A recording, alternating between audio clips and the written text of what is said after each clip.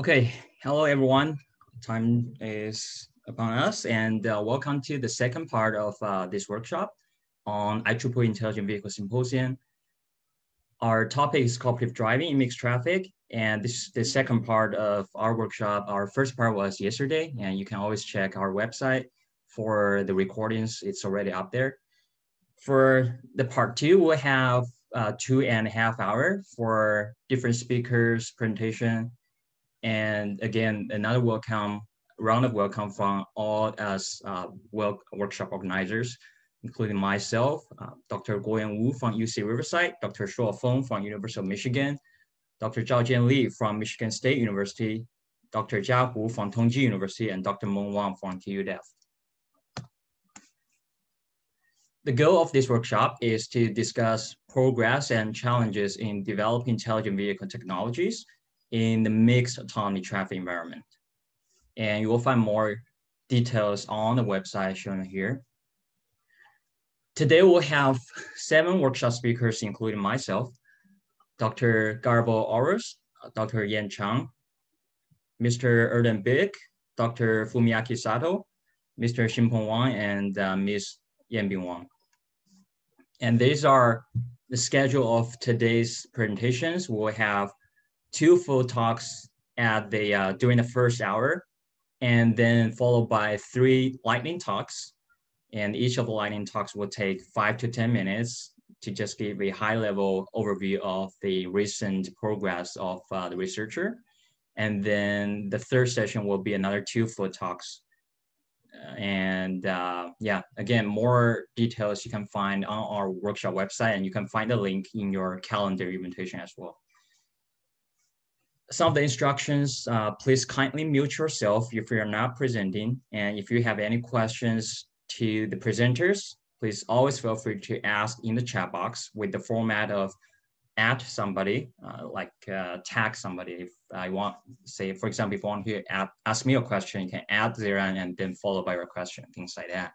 So the recipient of your question will be easier to locating at your question and then answer to your question. And follow the website for future updates.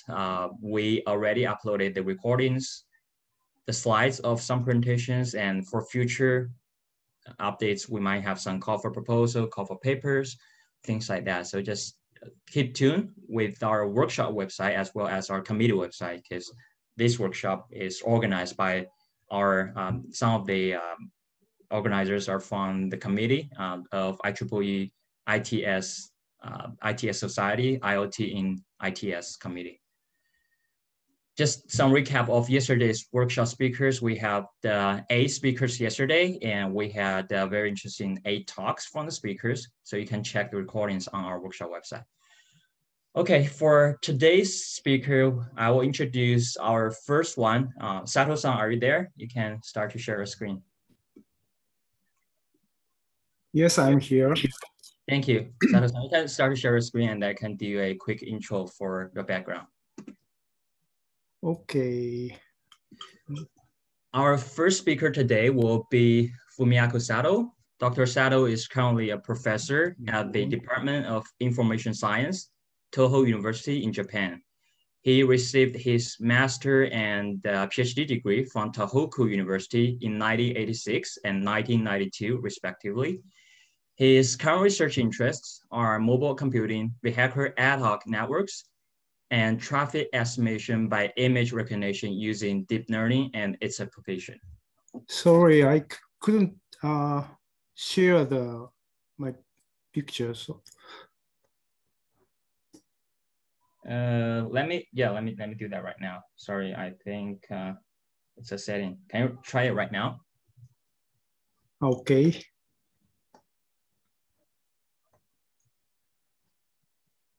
Great. Okay.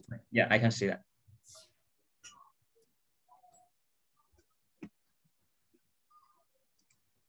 Okay. Thank you, Dr. 01. My name is Fumiyaku Sado from Toho University. The title of my talk is Predicting Motorcycle Riding Behavior Using Vehicle Density Variation.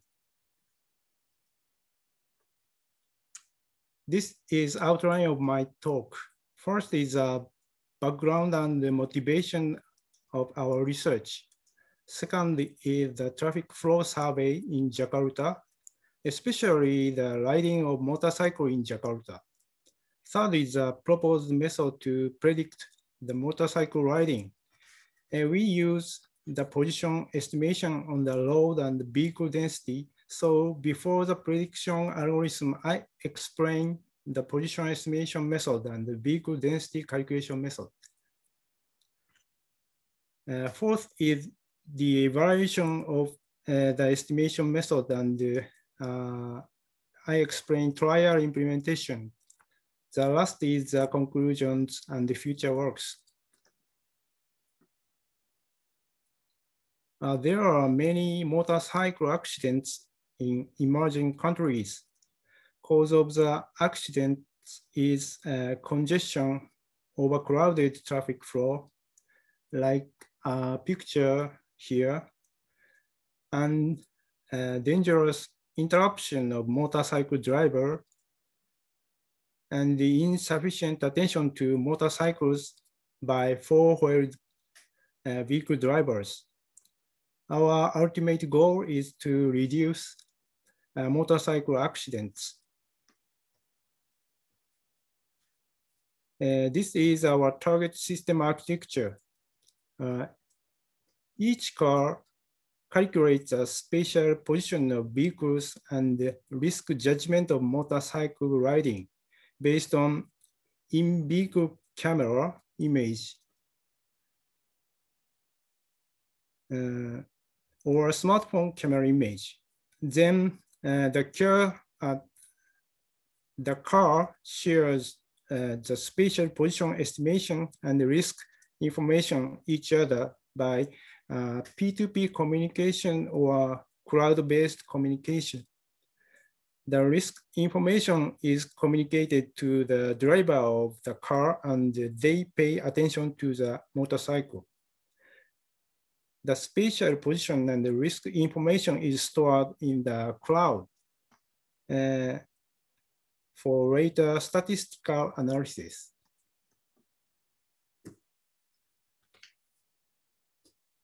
Before developing the algorithm, I investigate the traffic flow in Jakarta. From the measurement of the number of vehicles within 30 meters ahead, the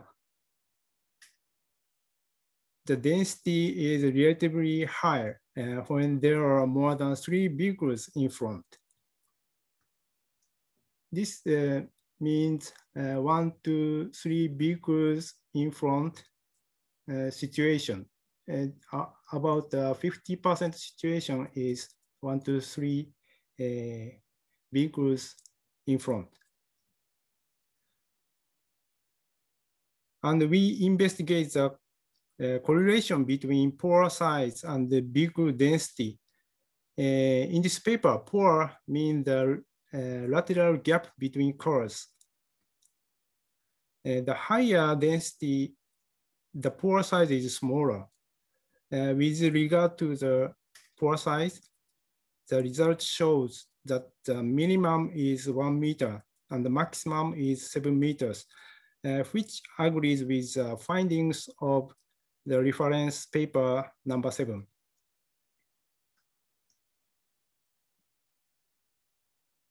Jakarta motorcycle riding characteristics is as follows. From relationship between vehicle density and acceleration, 73% situations are high acceleration and high vehicle density. This means that the motorcycle rider is searching and going through pore. And 69% of situations have high risk driving through pore. And 66% of situations have course changes. This means the motorcycle rider is searching pore.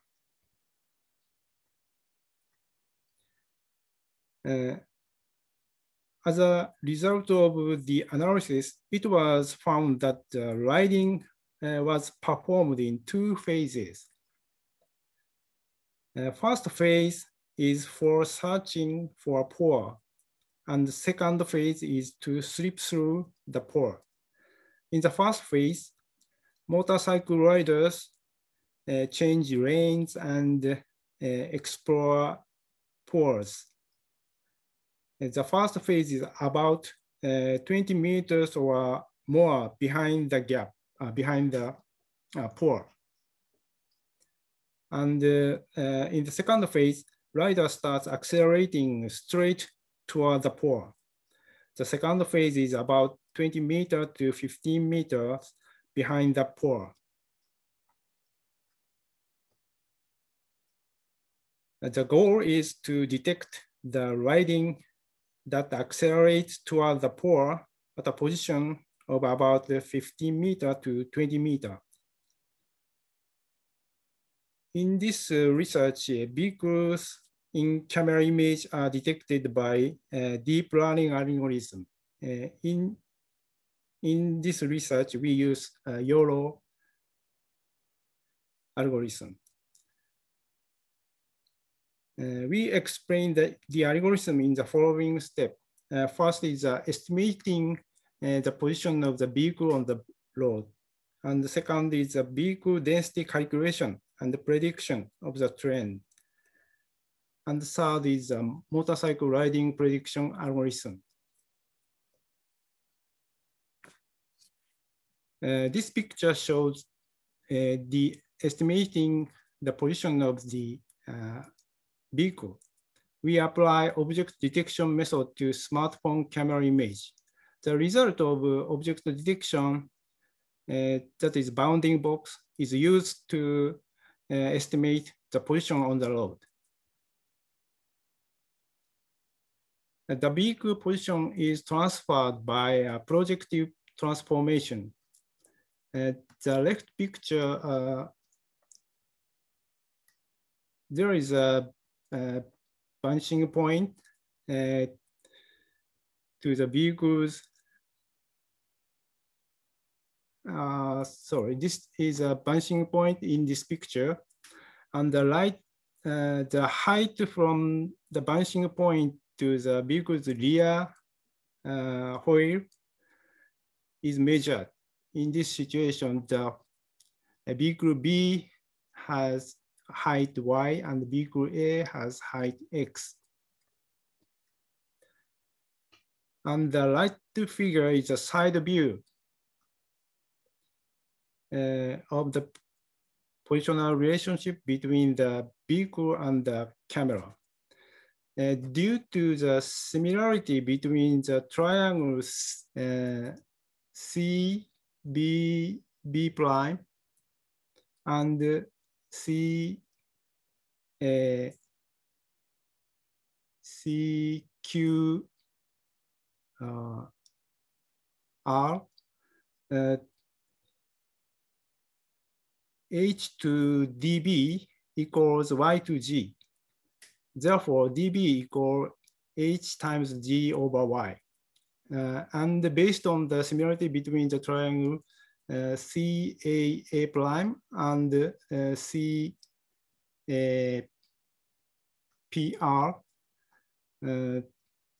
H to dA equals X to G.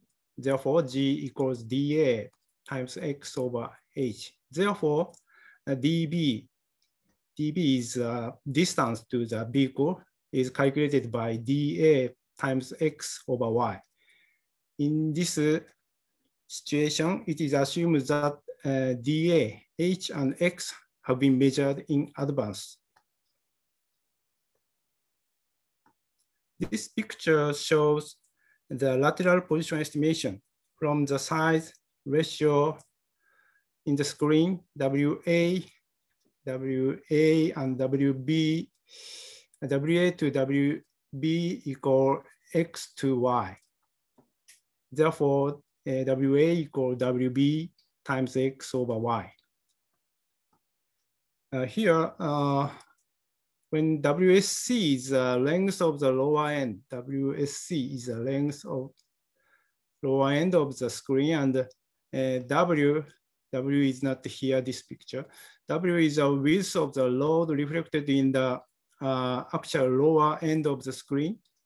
The actual length of WA prime calculated by WA as follows. WA prime equal W times WA over WSC. It is assumed that W and WSC has been measured in advance. This picture shows a problem of vehicle traveling in the adjacent lane. Vehicle traveling in adjacent lane look oblique, which increases the bounding box for object detection, like this box. Therefore, we use only outer and lower coordinates, this point. We use standard vehicle width instead of the bounding box width. If the part of the vehicle is out of the angle of view like this,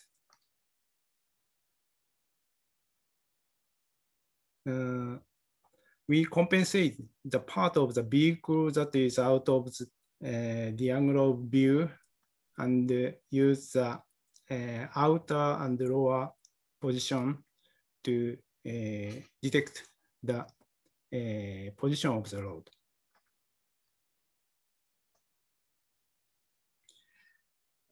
After the calculation of position of vehicle on the road, we calculate the vehicle density and the trend of the density. We use kernel density estimation method for vehicle density. This equation is a two-dimensional kernel density estimation formula, and the function K is a kernel function. We use a Gaussian kernel as a kernel function.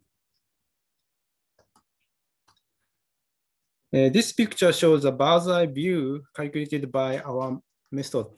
The arrangement of the vehicle as seen from the own vehicle is calculated. Vehicle density on the road is calculated by kernel density estimation. In this picture, the blue colored field is value of the kernel density estimation. And the relative speed is calculated by time change of vehicle arrangement. Motorcycles with high relative speed are displayed in purple. For example, this motorcycle has high relative speed. So the color is depicted as purple.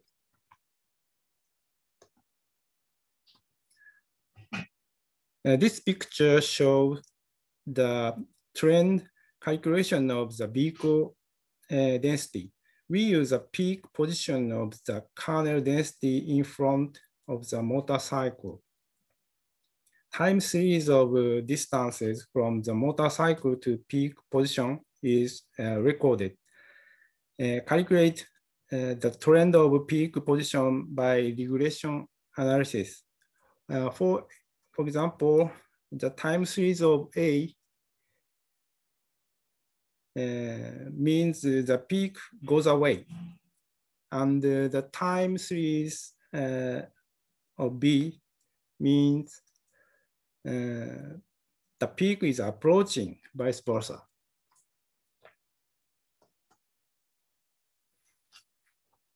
This flows is the motorcycle riding prediction algorithm.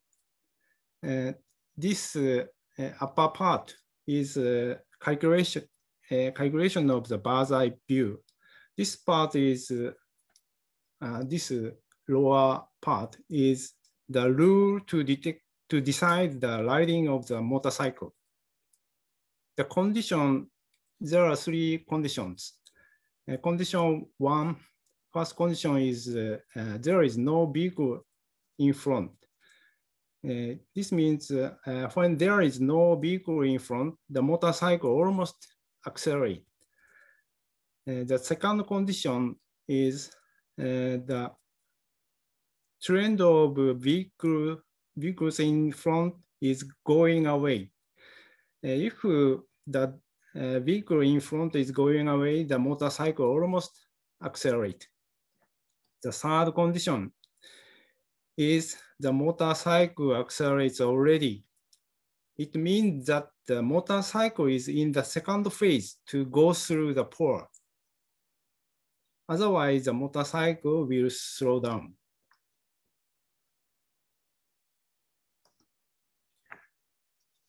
In order to evaluate prediction accuracy of the algorithm, we compare the riding prediction results to the riding after 1 second. 6 videos are used to evaluation. Length of video is 1 to 2 minutes each. This table shows the evaluation results. The comparison method is using the only trend of vehicle density. We were able to estimate the acceleration, deceleration of a motorcycle with an accuracy of about 80%, depending on the road conditions. Case 04 is worst case in this evaluation. This movie includes the winding road, so the distance is not calculated correctly. This is our future work.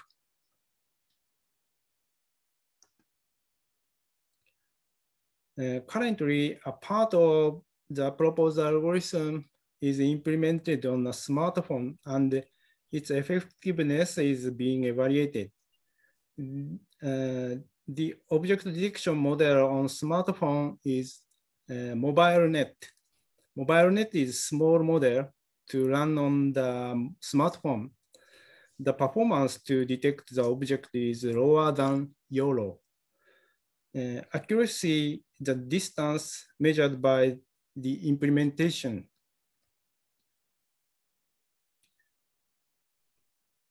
Error rate of the distance is 6% in 15 meters. If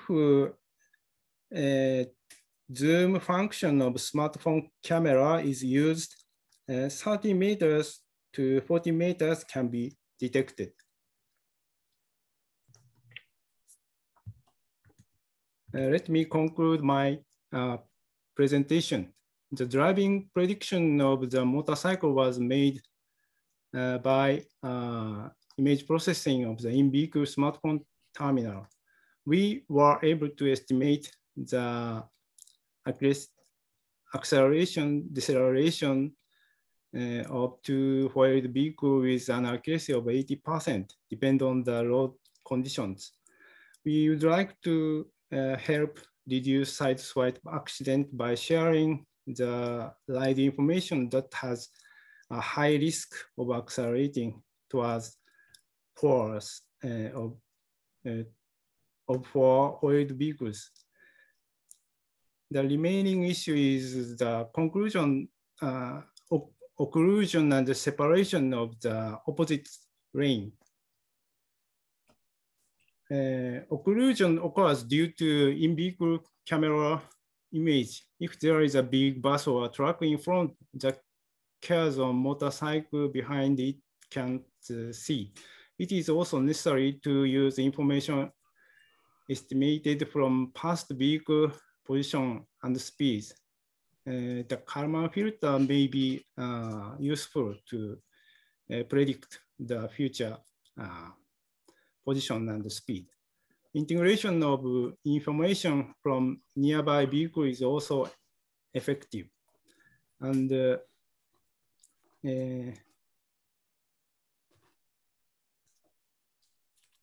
for the false detection of vehicle in opposite lane, identification using the direction of movement and the speed on the screen image. And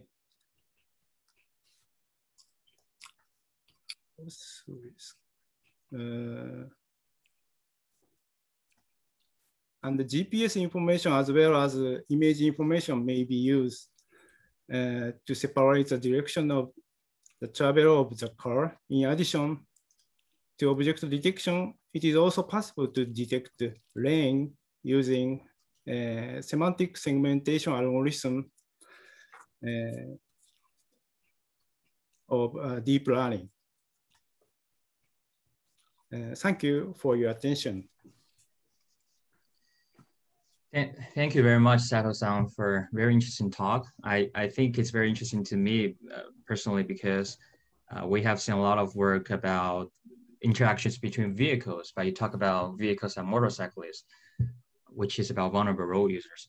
So for all the audience, if you have any question to Sato-san, please feel free to add in the chat box.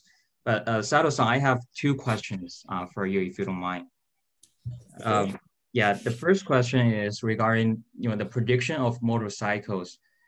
Do you predict, the focus of the prediction is more on their longitudinal behavior or lateral behavior? Because from my understanding, motorcyclists, they are a little bit different from vehicles. For vehicles, we predict their acceleration and braking. But for motorcycles, they change the lane very rapidly. So what is your prediction focus?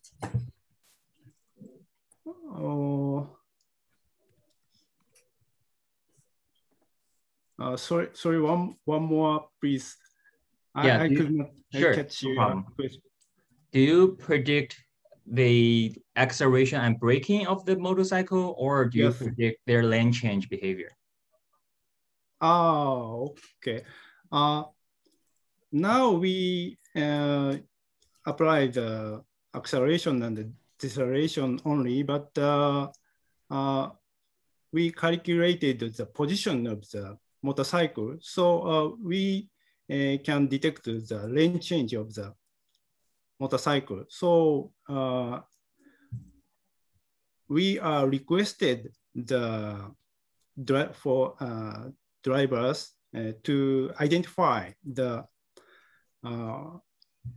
motorcycle's lane information.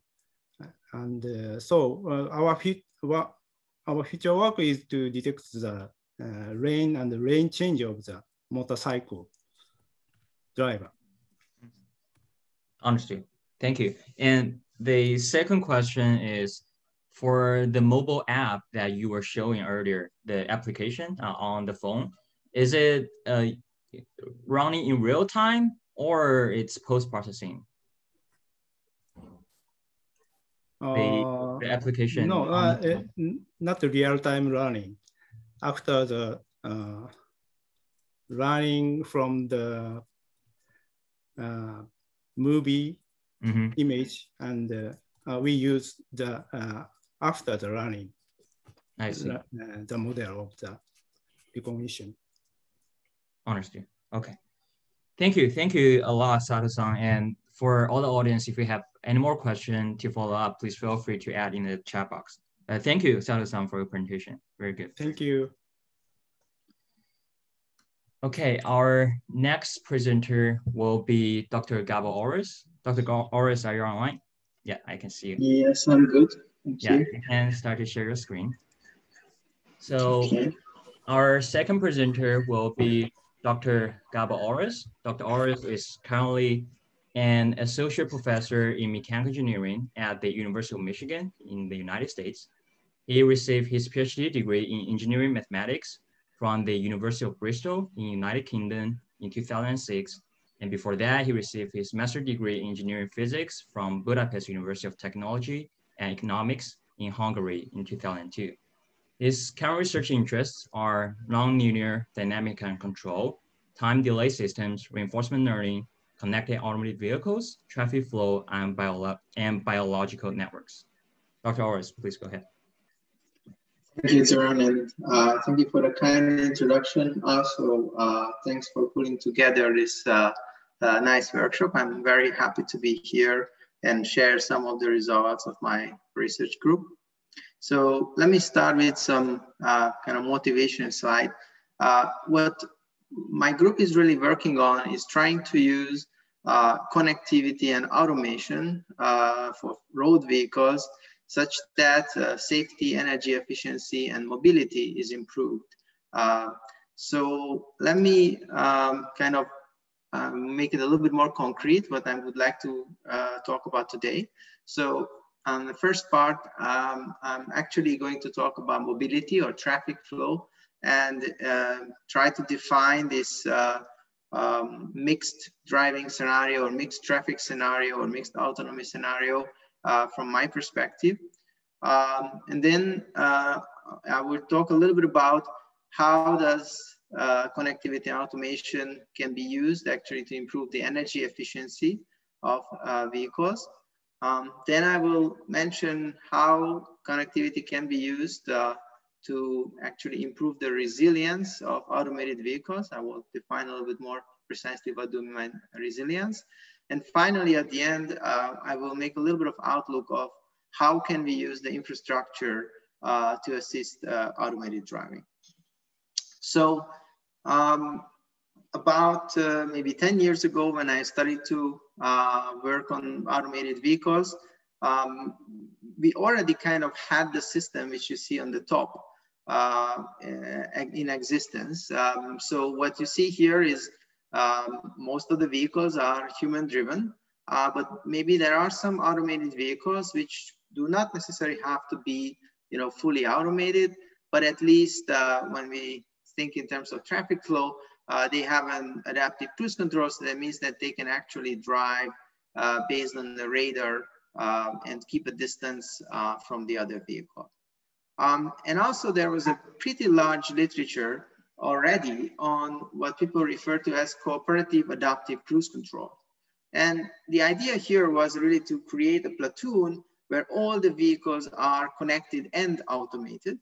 And that allows us to design controllers where basically, we collaboratively control their motion. And of course, that can lead to potentially very high efficiency. You can push the vehicles closer, you can save on fuel, you can make them safer. However, 10 years gone, and CACCs are still not yet on the railroad, okay? So about 10 years ago, we really thought about what's between this, okay? And that's indeed what today is referred as mixed traffic or mixed autonomy, where some of the vehicles actually have, some level of automation. Some of them have connectivity and some of them have both, right? So we refer to them as connected automated vehicles. And the strategy which we came up, which we believe leads us from this very simple scenario in the top to the more complicated scenario at the bottom, we refer to as connected cruise control. So we wrote a lot of theoretical papers about it, analyzed the nonlinear dynamics, the time delays in the system, looked into what happens if the controllers are implemented in a digital fashion. But as a matter of fact, once we had the opportunity to run our experiment, which was about 4 years ago, we actually ran this extremely simple controller. So let me tell you a little bit about it, what it is, and then I can show you some results, how does it behave. So the idea is that we're looking at, in this case, the simplest scenario. We have two human-driven vehicles followed by an automated vehicle. And because of connectivity, the automated vehicle can also get information about the motion of the first vehicle. And of course, because of the sensors, it can get information about the motion of the vehicle ahead. And maybe one of the simplest controller is shown here in the bottom. The second and the third terms are kind of the simpler ones. So they try to match the speed of the CAV to the other vehicles, which are both human-driven vehicles. So they don't have any automation whatsoever required. And the first term in the controller actually is trying to maintain the distance between the vehicles. I also try to highlight here that, we try to assign the acceleration of the CAV, but typically there is a time delay in the system, which is, in case of automated vehicles, is related to the fact that we need to sense the information process and actually have to push through the powertrain, which is also a significant delay. So even if you have an automated vehicle, this delay can go up to like 0.5 seconds. Of course, if you had a human vehicle, the delay typically goes up to 1 or 1.5 seconds, which is corresponding to, again, the vehicle's reaction time, as well as our own reaction time, the human reaction time delay. Okay, so let me compare to you how does this controller performs if I substitute the CAV with a human-driven vehicle. So this is the first experiment you can see. And in particular here, we have this sequence of braking in the system. So you can see the acceleration of the vehicles. As it travels along the chain of the vehicles, it's actually getting stronger and stronger. And just to kind of imagine what does the last vehicle, the blue vehicle, is doing in this case, as a matter of fact, this is emergency braking. So it's 1G deceleration. Essentially means your entire weight is on your safety belt. So it's a very harsh scenario. So we wanted to compare what happens if we substitute the human with a machine.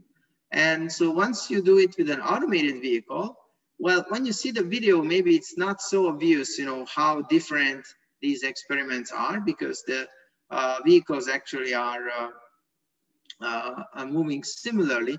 But once you look at the acceleration, now you can see that we cut the deceleration of the automated vehicle to half compared to what it was when it was a human-driven vehicle. So that's a significantly large improvement, and you would really definitely feel it if you ride that car, and the motion becomes much more smooth. But we really wanted to emphasize the fact that connectivity, i.e. looking forward in the flow, actually can help you to gain more benefits. And once we actually establish that link and use the connectivity as well, then you can see that, again, we were able to halve the deceleration. So this is about 2.5 meters per second square. That actually means that if you have a cup of coffee in your hand, you can drink it and you're not gonna spill it, right? So we went from an emergency braking, which you might or might not be able to execute depending on the road surface quality, to something which is a very, very smooth ride, okay? So this gave us the confidence that we moved the experiment from this test track, which we have at Michigan called M-City, to the wild Midwest. And that actually was a nice piece of road we found. It was about 13.5 kilometers long. We always had the advantage, so we didn't have to yield to anyone, and we could just basically take these vehicles and drive. And indeed, the argument was always about that who's going to drive the Dodge Challenger. And I think in the day, this guy here was the lucky one who's standing next to it. So as we drove along the road, we basically tested these different controllers with different configurations of automation and connectivity. So here I'm showing you the results where we basically just run the adaptive cruise control. So in this case, connectivity was not important.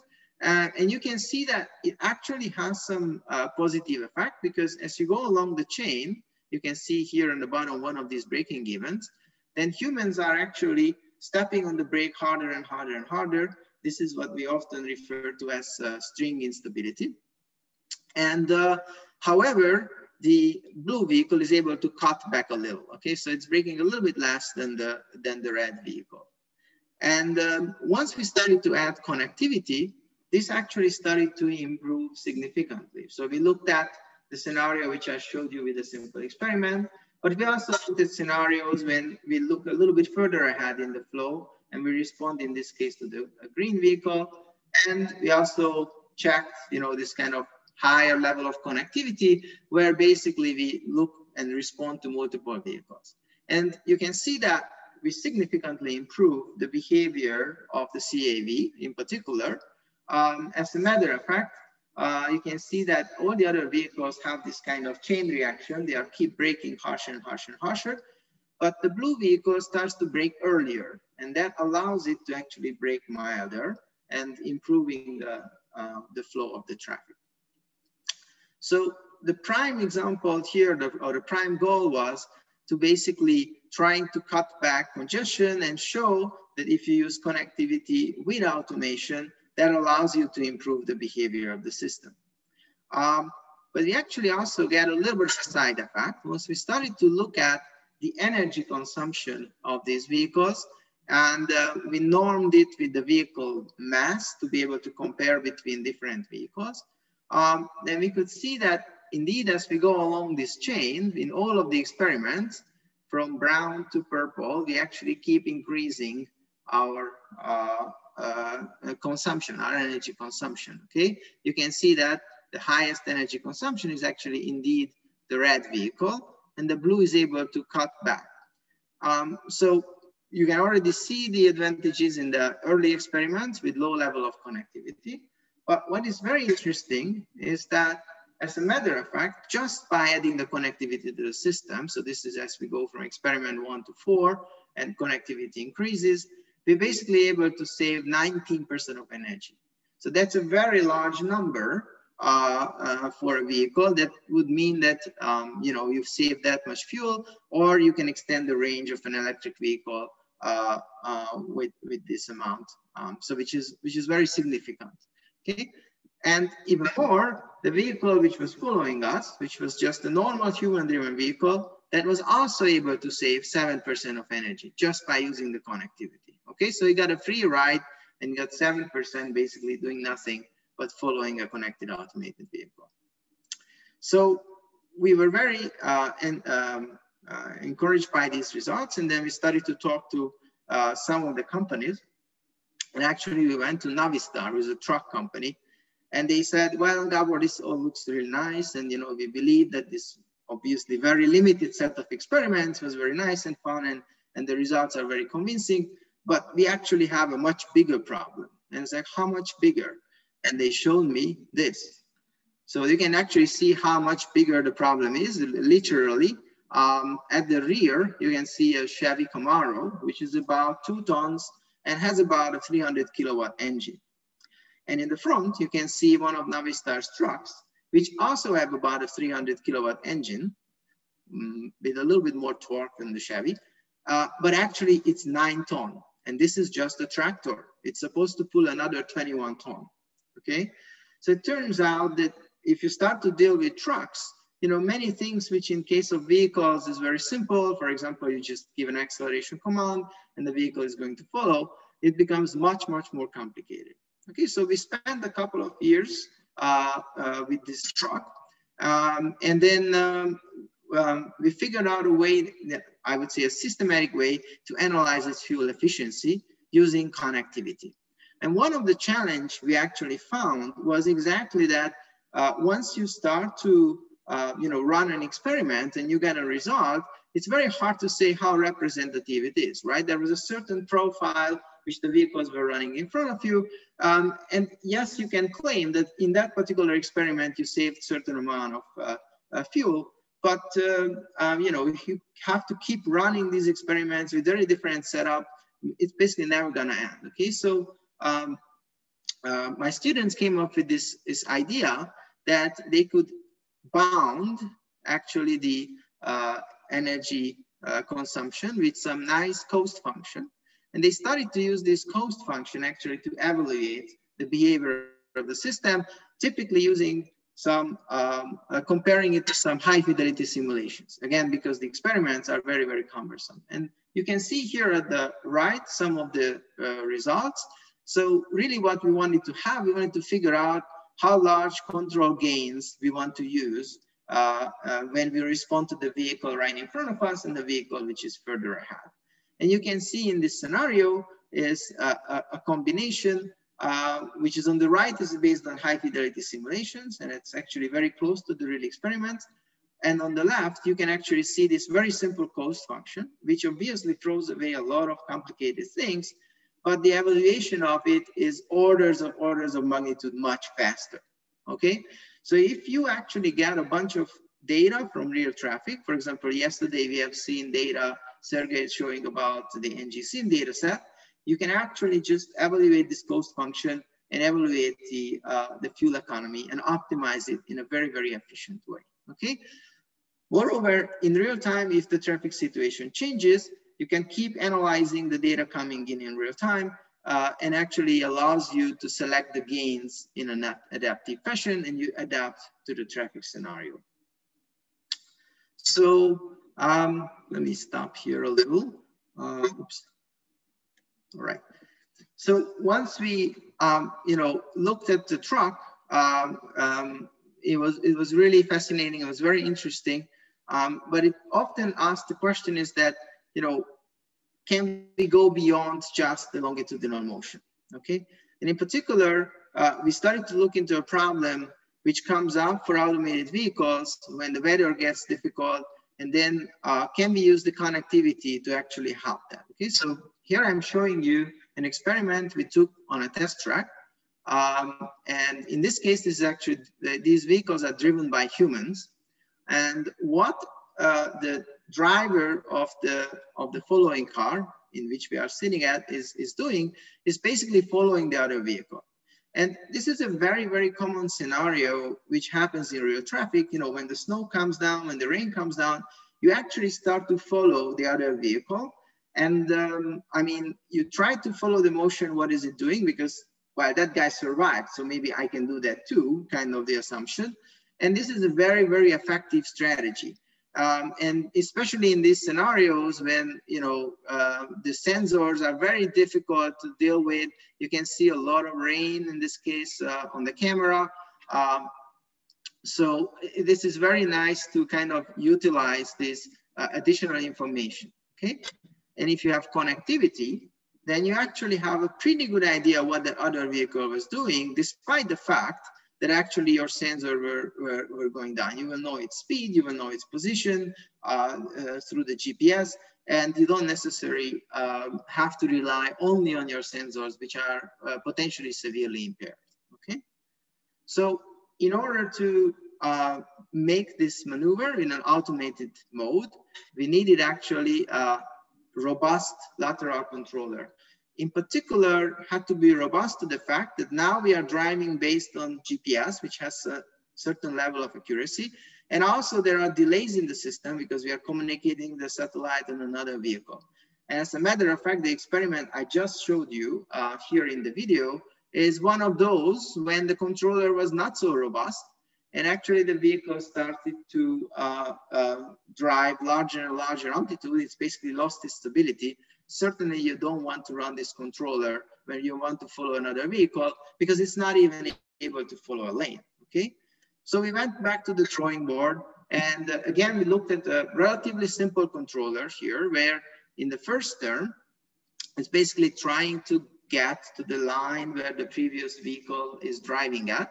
And the second term is trying to align the yaw angle of the two vehicles, okay? So it's a relatively simple controller. Again, we have delays in the system, which comes in this particular case, mainly from state estimation. What you can see on the right is basically an experimental stability chart overlaid with some theoretical stability charts. And the experiment I showed you was actually this B point here, which is clearly outside of the stable region. And actually it was not doing very well, but it was actually still fun to ride the vehicle. It was a little scary though. And the point A is actually what we selected. And this particular point was turned out to be very robust against the time delays. You can see it sits inside this stable domain even when we are increasing the delays. And just to show you the performance, this is what happened when the two vehicles were following each other. Well, on this particular day, there was no rain, but for the connectivity, that doesn't matter. And you can see it's very nicely following the other vehicle as it changes the lane. From the perspective of the driver, you can also see this. Well, the driver was actually not driving; it was just monitoring the vehicle, and you can see it's steering. It's going into the left, following the other vehicle. When the other vehicle decides to, you can see the driver is a little bit bored, you know, a little tired. He doesn't have to deal with the steering wheel at all. It does the other lane change and then safely stops behind the other vehicle. Okay. So I hope I was able to convince you that connectivity actually can help automated driving, not just in terms of the longitudinal motion, but also in the lateral motion and going around objects and avoiding safety hazards. So just to kind of finish up, what is a new thing we are doing these days? There is one issue regarding connectivity, if you really put it into real traffic, in particular, when we're talking about lane penetration. So you might have connected vehicles and they are able to share data, but simply when the penetration is low, maybe they are too far and they are not able to communicate with each other, okay? So one thing which actually can help this and facilitate communication, if you start to use the infrastructure, okay? So if your vehicles or connected vehicles are able to talk to the infrastructure, then actually this information can be still reach the right participant. And for example, it can be used for traffic prediction. So in this case, the truck is able to predict what's going to happen based on the motion of the vehicle ahead. And as a matter of fact, it can also drive in a way, which I showed you a little bit at the beginning, in order to cut back the congestion and really understand, you know, its impact, because it also sees the impact through the connectivity. So we think this is a very nice way to kind of integrate the vehicles with the infrastructure and provide benefits through connectivity. So the early instrumentation we just started. These photos are actually from last week, about 10 days ago. And you can see that this is actually the device we are putting up. This is a roadside unit. Here they are installing it in the pole, and on the top of the pole, actually, there's a camera which is able to monitor traffic, right? So it's not just we are able to monitor the vehicles which are connected and passing by, but actually we can have an idea locally what is the traffic situation.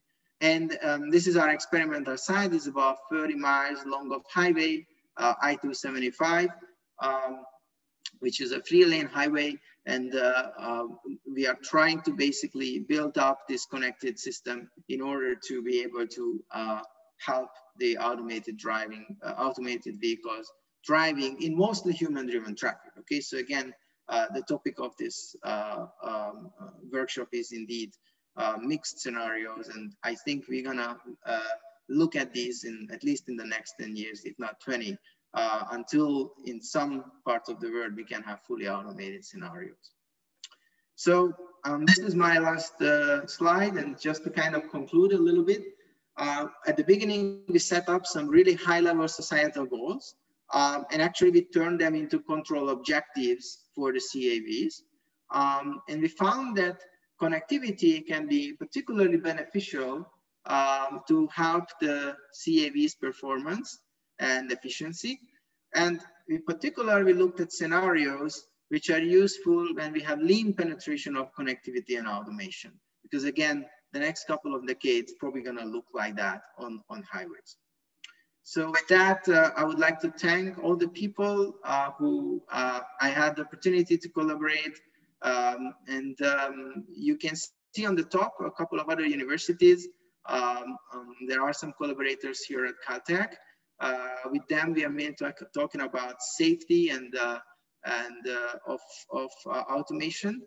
And then in the middle, these are my colleagues from Budapest. And on the right, you can also see some colleagues from Clemson, UCSD, and Delaware. The industry, we have active collaboration with Navistar, Toyota, and Ford. Yesterday, actually, you heard Sergey talking about some other piece of research which they are interested at Toyota. In the middle, you can see my students, and at the bottom, you can see an amazing set of colleagues from the University of Michigan, who I have the luck to collaborate with. So with that, thank you very much for your attention, and I'm very happy to answer any questions. Thank you a lot, Dr. Orris. Very interesting and very impressive work. I think currently we have at least 2 questions from the audience. The first question will be, how would you respond to the challenge that this application cannot work well with low CV penetration? And plus, it requires a consent from the front vehicle who doesn't gain any benefit from connected ACC. Let me try to answer first the second question. That's indeed a big challenge that, why would you make a vehicle connected if the driver is not getting direct benefits from it? In this case, it's true. The lead vehicle absolutely has no direct benefits, but we're looking at scenarios where actually just connectivity can help you. So in particular, what we found is that, well, driving actually behind a connected automated vehicle can be beneficial. So what it means is that for this blue CV and at the rear, it actually can get the information from the truck, and the truck also can get the information from this CV and actually take it into account. And it turns out in this case, carrying some connectivity helps the truck to drive better, and in turn actually helps your fuel economy. So that means that just carrying connectivity can be actually beneficial for the vehicles. And this kind of comes to the second question, is indeed in lean penetration, you need to have a way basically to get vehicles connected which are too far from each other. So especially the current V2X is good for a couple of 100 meters. Beyond that, it becomes kind of difficult to communicate. So we really believe that putting infrastructure on the road allows us to build up a system where, you can get any messages from a few miles ahead, and you can actually run these scenarios. So hopefully that answers the question. Thank you. And I think a follow-up question from Dr. Hu is also, how do you handle the low accuracy of GPS? If the track of the front vehicle and the position of the ego vehicle are both inaccurate, how do you handle that kind of thing? Yes, that's a very good question. Indeed, we mapped this in particular in the lateral motion. So longitudinally, this inaccuracy, we found it's kind of not an issue. Yes, you can have 1 or 2 meters off, but longitudinally that's you can compensate for that, put in some buffer. But of course, laterally 1 or 2 meters is challenging. So we were able to run these experiments on a closed track. But I think in order to run them on a real highway, you actually have to be able to integrate the connectivity and the automation. Of course, getting more connectivity can help because you can talk to multiple vehicles, but I think the true fusion between the sensors and the connectivity is necessary to be able to keep the vehicle on the road, which is one of the future challenges. In the experiments I showed, it was purely run on connectivity, which indeed has this GPS inaccuracy issue. Mm-hmm. Thank you for the answer. The next question comes actually from Sergey, and I think I have the same question with Sergey. How was the longitudinal controller tuned? Because if you remember, there was another related work yesterday, which used OVM, optimal velocity model. So the weights between the human-driven vehicles and connected vehicles further downstream, how do you tune the weights between the information from them? Yeah, so that was a pretty cumbersome process. We started to build it up first, just responding to the vehicle in front of us, and where we used basically 2 different metrics during the tuning. One of them was indeed safety, so we wanted to make sure that we are not crashing with the other vehicle. And the other was that we already looked into string stability. So basically there are two particular indices which we came up with. One was a safety index and another was a string instability index. And the parameters were chosen such that both of the indices gave us the right performance. And this particularly became more challenging as we added more vehicles because we started to have more parameters. In that case, apart from doing it experimentally, there are other ways to kind of do the tuning, so automatize it. For example, using genetic algorithms is one of the ways. So you don't have to just brute force every single scenario, but you can actually do the optimization. And once you go out on the real road, then you only check those limited parameter regimes which you already identified to be able to check. But indeed, even though these controllers are relatively simple, parameter tuning is not trivial. There is a paper coming up hopefully soon in the Intelligent Vehicles journal, and those who are interested in, I'm very happy to share that. Great, yeah. Dr. Orris, if you can share that with me so I can just post that on our website, it will be great for all the audience. I think that's all for this talk. If any of the audience have any follow-up questions for Dr. Orris, please feel free to add in the chat box. Thank you one more time, Dr. Orris, for a very good talk. Thank you very much for the invitation. Yeah. So we'll come to our next session of our workshop, which I will share my screen one more time. The next session will be 3 lightning talks from Mr. Xinpeng Wang, Ms. Yanbing Wang, and myself. And each of the talk will be 5 to 10 minutes, just high-level overview of the work. And after that, there will be another 2 full talks coming up.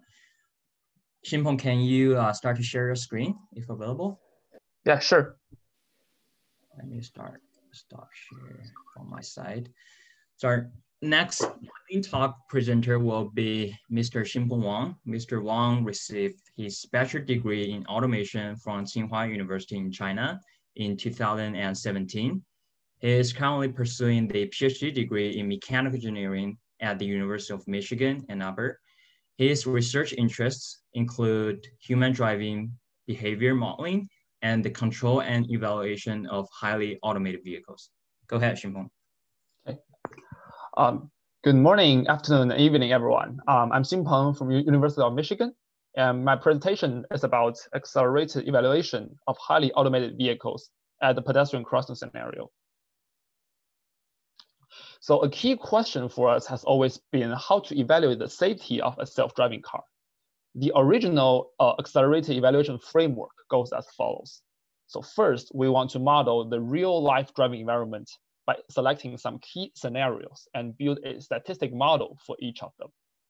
And then, to increase the exposure to risky driving scenes, we skew the statistics to create the driving environments with more aggressive surrounding road users, which is the accelerated evaluation test. Then, after running a lot of these tests, we want to interpret the result using important sampling theory to acquire an unbiased crash rate estimate for real-world driving. So based on this framework, the main contribution of our work are twofold. First is scenario modeling. We built a pedestrian crossing model from open source video data. And second is test case generation. So we have a proposal distribution design based on reachability analysis. First, I talk about how do we build this pedestrian crossing model. We collect about 40 hours of video data from an open traffic camera that was installed in Banff, Canada. And then we conduct object detection using YOLO V3, and we do object tracking for both the pedestrians and other vehicles. And then after a lot of data processing, camera calibration, we can extract the trajectory of both agents, and the speed of them are also estimated. Based on that, we can build a conflict model of this pedestrian crossing scenario, which consists of 3 variables, which are evaluated when the pedestrian just entered the crosswalk, which are the delta x, which is the longitudinal distance between the pedestrian and the primary vehicle, and the speed of the vehicle and the speed of the pedestrian. Altogether, more than 2,600 events are retrieved from this data set. Then here's the result for modeling. On the left, we plot the empirical marginalized distribution from this query data. And on the top left, we show the pedestrian speed distribution, which has a mean of 1.33 meter per second. And most are between 1 to 1.8, which actually agree with a lot of previous researches. Then we fit the joint distribution of 3 variables with a truncated Gaussian mixture model. And on the right, we are showing the projection of the 3D distribution on 2D. With this model in hand, we revised the aforementioned accelerated evaluation framework. The key idea is we want to combine data-driven and model-based method to ensure the efficiency, feasibility, and interpretability of the case we generate. Here's the procedure. First is we identify the set of feasible initial conditions for testing using backward reachability analysis. Then we apply a similar approach, but assuming the primary vehicle is less capable, and we generate different risk level sets that we can sample from. That's the reachability analysis. Then from the previous statistic modeling, we have the naturalistic sampling distribution. And then we can generate the proposal sampling distribution based on our risk level set. And based on that, a test case can be sampled, and these tests can be executed in simulation. Finally, we interpret the test results using important sampling. And compared to previous method, we add the step 1 and 2, aim to improve step 4 with feasibility and interpretability. Here are the results for test case generation. So in the figure, different color show different risk levels. So if we just do a Monte Carlo sampling using the naturalistic distribution, which is shown on the left figure, there are not many interesting cases, as you can see. But if we sample using the proposal distribution, we can guarantee there are no infeasible case and no trivial case. And plus, we can find more cases in the high or medium risk level, which are more interesting to us. And for simulation tests, we run multiple of the tests to estimate the crush rate of this pedestrian crossing scenario. And we compare the results using crude Monte Carlo and using important sampling. And the conclusion is that using important sampling, we can achieve an unbiased crush rate estimate, but at the same time being 9 times more efficient. Plus, actually, the risk level of the test cases is tunable.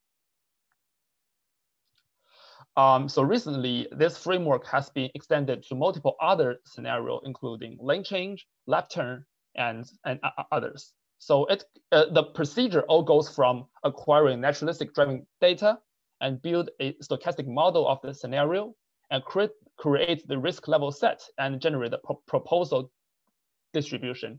And finally, we will conduct the accelerated evaluation. And so finally, we implement these test scenarios together with some other interesting test scenarios and create this real car demo inside MCT test ground this June. And all the Eagle and the challenge vehicle and actor you will see are all automated. So right now I will play the video.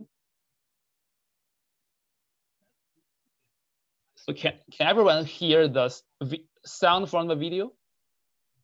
I think no. Okay. No sound. Okay, so if no sound, I'm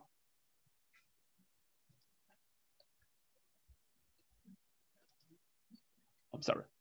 So if no sound, I guess I will do the narrative. So basically, there are several scenarios where we use our challenge vehicle to challenge a automated vehicle. The first scenario is a highway merge. And here.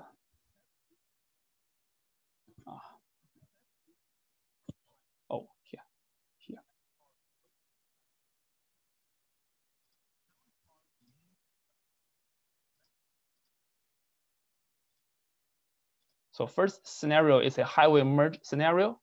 And the second scenario is a highway cut-in scenario.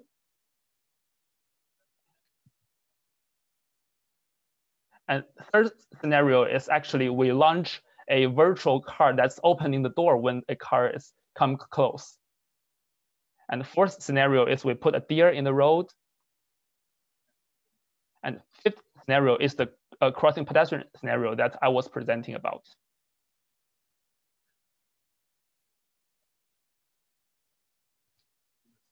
And the sixth scenario is the unprotected left turn, where the challenge vehicle make a late unprotected left turn ahead of the AV.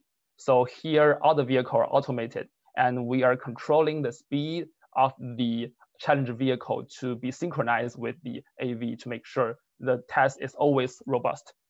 And the seventh scenario is a roundabout merge, where we control the speed, the motion of the challenge vehicle to just merge right ahead of the test vehicle. And that's it from my research. So right now I'm ready for any question. Thank you, Ximpeng. Just out of my curiosity, was that a real deer or it's a fake deer? Actually, it's a fake deer made out of real deer. Yeah. Oh, okay, interesting. Maybe I have one question regarding the first part that you presented about pedestrian. You extract their features from the camera. Do you notice there any difference when you extract pedestrians crossing a road compared to, say, scooters versus skateboards? Because they might have totally different behaviors, right? Yeah, that's a great question. So for these data, actually, I think I only query the pedestrian type. I haven't queried like other road user type. So it's only pedestrian and the vehicle. So for pedestrian, how do you detect or how do you identify their pedestrian? Do you just identify based on their size or based on their direction? So pedestrian detection is all handled by YOLO. So YOLO will give us all the pedestrian, and based on these detection, I will do a tracking to make them into trajectories. Okay, understood. Thank you. Fair enough, Ximpeng. And if any question comes from audience for Ximpeng, please feel free to add in the chat box. Thank you one more time. Thank you. Our next speaker will be Yanbing Wang. Yanbing, you can start to share your screen. All right. Thank you. So Ms. Yanbing Wang is currently a PhD student at Vanderbilt University in the United States. During spring 2021, she was a research intern at Toyota Infotel Labs in Mountain View, California. She received bachelor degree in civil engineering from University of Illinois at Urbana-Champaign, UIUC. Her research focuses on state estimation, nonlinear system identification and control with applications on adaptive cruise control design. Go ahead, Yanbing. Thank you, Ziran, for your introduction and your invitation to this lightning talk. My name is Yanbing Wang. Today I'm going to be sharing with you some work that I've been doing with the lab. So it's going to be about Interstate 24 motion. So it's enabling smart mobility with high fidelity trajectory extractions. So motion stands for Mobility Technology Interstate Observation Network. So it's a transportation cyber-physical system testbed under development in Nashville, Tennessee with the Tennessee Department of Transportation. It consists of 6 miles freeway segment instrumented with over 100 4K resolution cameras. And it's processed by a real-time compute system to enable continuous performance monitoring of freeway traffic. So the testbed is being developed to support the next generation connected and autonomous vehicle technologies and also advanced traffic management. And the outcome of this testbed is to have high resolution vehicle trajectory extractions, as well as serving the autonomous vehicle testbed in the long term, as we're testing different controllers for the traffic smoothing at a larger scale. And so the innovation is to have really dense installation of 4K resolution video cameras, and also to leverage modern computer vision algorithms to monitor and to extract information on the Interstate 24. So to give you some ideas of the scale, as you can see from the tiled videos in the middle of this slide, so far we have installed a total of 18 cameras on the side of the segment at Interstate 24 near Nashville, Tennessee. So we built 3 poles and installed 6 cameras in each pole facing different directions, such that the entire segment can be covered with the field of views of different cameras. So by summer 2022, we expect to have over 100 cameras installed to cover the entire 6 miles stretch of this freeway. But as you can see from the current work in progress, we have 18 cameras installed on this freeway to continuously tracking cameras going from the very first camera to the 18th camera. So we're gonna have a continuous trajectory extraction to look at the positions and all the other dynamical information of each vehicles on this freeway. So just to give you some ideas of the scale of the data collection, we're very familiar with the NGSIM data from 2006. So it was collected using video cameras on the stretch of the Interstate 80 in California. So by then, 1,800 vehicles miles traveled were collected and has been the backbone of the transportation research since then for 15 years. And also most recently, we have 2018 HID dataset from Germany. So this is data collected by an overhead drone looking from bird eye view of a stretch of the interstate. So 25,000 vehicle miles traveled were collected using that type of dataset. And for this I-24 motion project, we have this validation system that was projected to be fully functional in 2022, in the summer 2022, 16 million vehicle miles traveled per year. So this is just to give you an idea of the scale. It's a much longer and of a much longer segment of the road, a much longer segment of the time duration to extract information about the highway. So also to show you some of the current work, we have built a very robust so far 3D object detection and tracking algorithm that utilizes modern computer vision algorithms such as YOLO and FastRCNN to localize, detect, and track each vehicles on the highway. We have also obtained 3D bounding boxes using the roadway geometry and the 2D detection and tracking information. So this can allow us to have a very accurate or close to accurate estimation of the vehicle dimensions, such as the length, width, and the height of each of those vehicles in the view. And all of those data are right now being validated using high-end GPS devices and also in-vehicle CAN bus devices. So this process will be refined up until the full operation time of this project. And this project is currently led by Derek Lautmans. It's also a PhD student in our lab. So another side of this project is to really rectify and correct the data coming out from the computer vision algorithm. So the trajectory data will be rectified using vehicle dynamics, such as constant velocity or smooth acceleration and deceleration. So by leveraging the information from the 3D bounding boxes as well as the vehicle dynamics, we can get very accurate information about the position, velocity, acceleration, as well as computing, as well as the lane information, vehicle types, vehicle dimensions. And by that, we can potentially compute the steering angles, energy consumption, and other interesting information all from this data set. So lastly, I want to invite all of you, if you're interested to learn more about this project, I invite all of you to attend this industry forum happening next week, July 15th. So during this industry forum, some of our co-PIs in this project, as well as the Tennessee Department of Transportation, will have a major announcement of the the introduction of this project, as well as, so this is an opportunity to engage industry in discussion with the Tennessee Department of Transportation and other project partners to explore potential uses of the data set. So if you're interested in, you can either search directly on Eventbrite about I-24 Industry Forum, or go to the link that I linked down below by my website, yanbingwang.com/industry forum, and then maybe Ziran can also help to distribute this idea. But with that, I conclude today's talk, and I'm happy to take any questions that you may have. Thank you.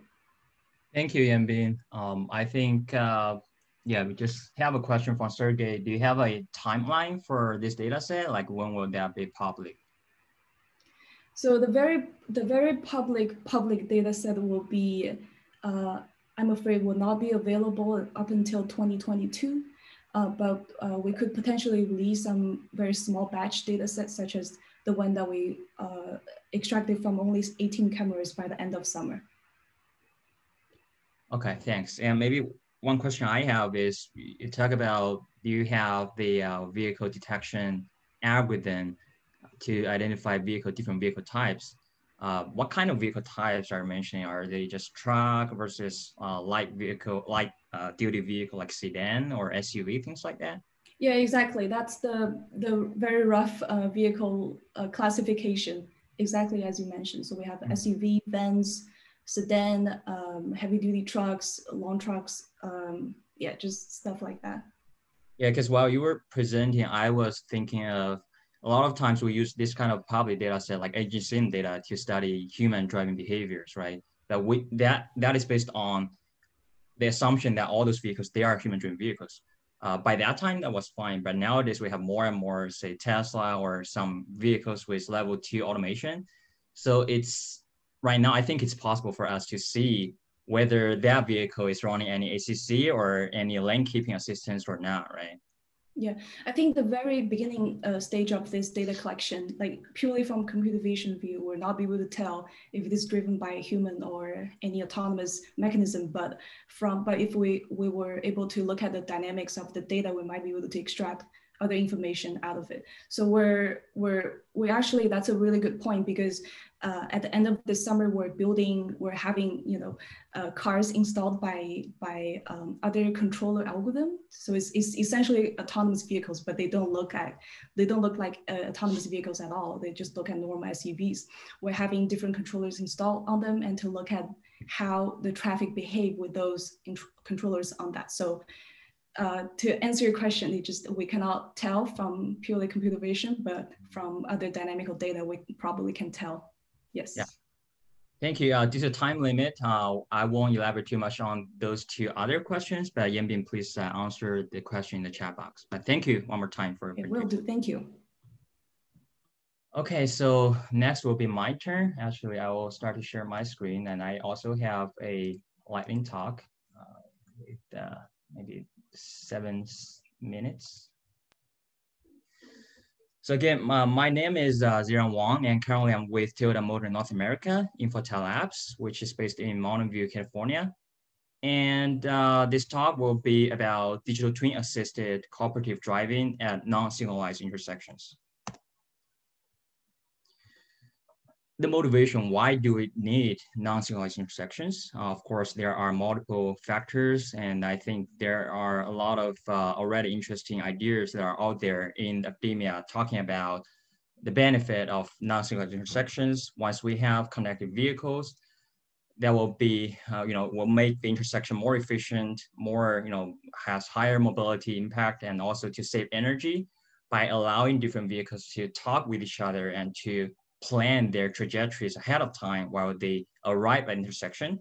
So actually, when they cross the intersection, there's no need to have a traffic signal, but they can just collaborate and cross the intersection without any collision with others. If you look at the figure on the right, here we propose this virtual platoon coordination at a non-signalized intersection, where we introduce this virtual lane on the cloud to map all those different vehicles coming from all different legs of the intersection on that virtual lane. So those vehicles, they can follow their target vehicle based on their reserved slot or order to cross the intersection, and to apply a algorithm, control algorithm to kind of follow their preceding vehicle. It's kind of like a adaptive cruise control or cooperative adaptive cruise control, but it's virtually from different lanes of this intersection based on vehicle to everything communication. And this is the closer look of the system architecture of digital twin. When we talk about digital twin, it's a lot of concept that I can now just briefly overview in this lightning talk. But basically, we're talking about a cyber physical system, that we have a cyber world and we have a physical world. In the cyber world, we build digital twins of those physical entities, like vehicles, like different drivers or the traffic infrastructure. And on the cyber world, and here we assume that's on the cloud, we have multiple modules: perception, planning, control, and communication. Here we highlight two of the modules that is the focus of our research. One is planning, and another one is control. So the planning module will calculate the estimated time of arrival and distance of arrival for different vehicles, and then reserve slots for those vehicles. So once a vehicle is reserved a slot, say I'm number 4, then I will just find my number 3 vehicle, which is my target vehicle. So I can apply that virtual lane kind of collaboration. For the control module, once that target vehicle or reference vehicle is identified, we propose a control algorithm, which combine a feed-forward control and feedback control to calculate the target speed for different vehicles. And if it's an automated vehicle, or I would say connected automated vehicle, then that target speed will fit into the low-level controller for that vehicle. But if it's a human-driven connected vehicle, then we will calculate the position, width, and length of the reference slot, so we can visualize the slot for the driver as a AR human-machine interface, which I will introduce on this slide. So here we use this slot to kind of visualize the digital twin of different vehicles. If you look at the left figure, you will see that, say, we have 3 vehicles coming from different legs of an intersection, and then we reserve slot based on the presence of that vehicle. Say, on this lane, you will see a slot is reserved for that vehicle. So this red vehicle can now cross the intersection with that red slot collision with that red slot. So this vehicle will just stay in the available slot, and then that vehicle can cross the intersection without any collision. And the same idea applies to this vehicle from that lane. There are 2 slots reserved, one from this red vehicle, one from this vehicle, and then that vehicle can just stay in the available slots to avoid any collision. The figure on the right is the point of view or field of view from the Eagle vehicle driver. So you will see 2 slots are reserved from vehicles coming from other direction of the intersection. So what the driver needs to do is just to follow the guidance and to stay in the green slot to avoid any collision with other vehicles. Here I will play a demo video that we did based on the Unity game engine. And it's running a little bit slow. Okay. So in this video, the driver was controlling the vehicle by following the guidance of the slots or digital twin slots of other vehicles. So we see that as soon as, or as long as the driver stays in the green slot or the green band and avoiding to, get into those red slots, then the vehicle will be fine, can cross the intersection without any collision, and of course, without any full stop at intersection. But of course, this is based on assumption that all those vehicles, they have vehicle to everything communication capability, and all those other vehicles or my Eagle vehicle will comply the guidance. Because otherwise, if the driver doesn't follow the guidance, then this system doesn't make sense. A lot of assumption, but if we're talking about connected automated vehicles, then this guidance will just send to the automated controller for the vehicle so they can collaborate and cross intersection. But the key concept is the guidance comes from cyber world, from the cloud, and then allow different vehicles to cross intersection without any full stop. The simulation results are pretty promising. We visualize the reserve slot from different vehicles. So you can see it comes from different legs of an intersection. They reserve their slot at a first come, first serve kind of a scenario or logic. And if we compare this non-single intersection scenario with a traditional baseline where we have traditional intersection traffic signals, we have full 4 intersections at the corridor. If we apply this, you will see there's no full stop, there's no sudden deceleration or acceleration of the vehicle, compared to the baseline where the vehicle stops twice, one at the first intersection, one at the fourth intersection. So in this way, the traffic flow will be improved for all those vehicles through this corridor. And of course, we will save energy and pollutant emission by reducing speed changes. If you need to know more information about our research, and there are multiple other aspects of this research, we talk about communication issue, we propose motion estimation for communication drops, things like that. Please feel free to refer to our publications. And we also file 2 patents, one for estimation, one for visualization. So yeah, that's pretty much about this lightning talk. And let's see whether we have any question. So I will just read the question for our recording issue. Sergey asked a question about, have you tested how a human could stay in the slot? As I said earlier, because currently we made the assumption that the driver, they can comply with the guidance from this digital twin cloud. So different drivers perform a little bit differently. Some drivers drive more aggressively. They might just get into the slot and get out. Some drivers, they stay far away from the rest slot just to be safe. But the key thing is the slots, they are reserved dynamically based on the vehicle dynamics, like position, speed, and acceleration of different vehicles. So even if the driver that doesn't really comply with the guidance, the downstream traffic, they will follow this ego vehicle. So the other vehicles from other lanes, their controller will get your input from your ego vehicle and also to calculate the target speed for them. So right now we don't have a very comprehensive testing for different drivers, whether they can stay in a slot or not. But this is I would say this is future work, and this is an assumption of our work right now. Yeah. And if any one of you have more questions, please feel free to ask in the chat box. And since we're running out of time, I will pass to our next presenter. We will have 2 full talks afterwards. Erden, can you start to share your screen?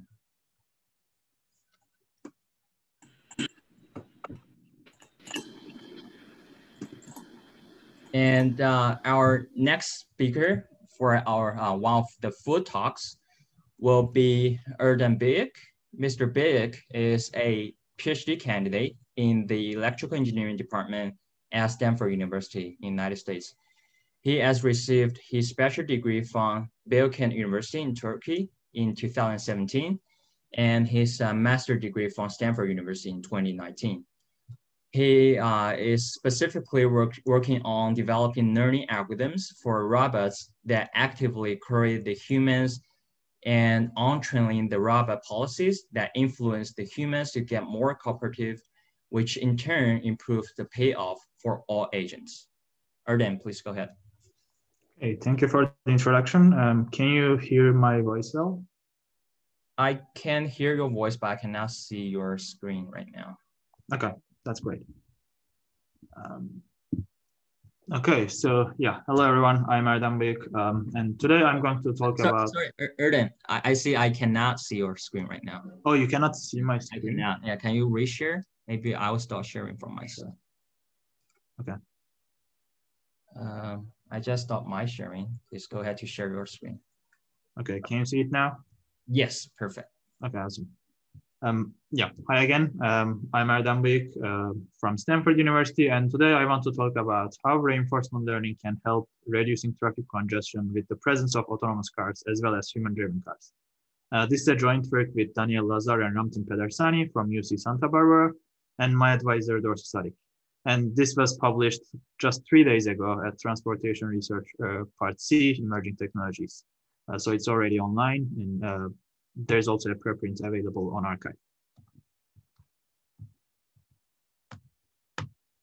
Okay, so needless to say, traffic congestion is a huge problem, and it's especially in large cities. Here is a video of Thanksgiving Day traffic at Los Angeles from a few years ago, and congestion isn't limited to just single events.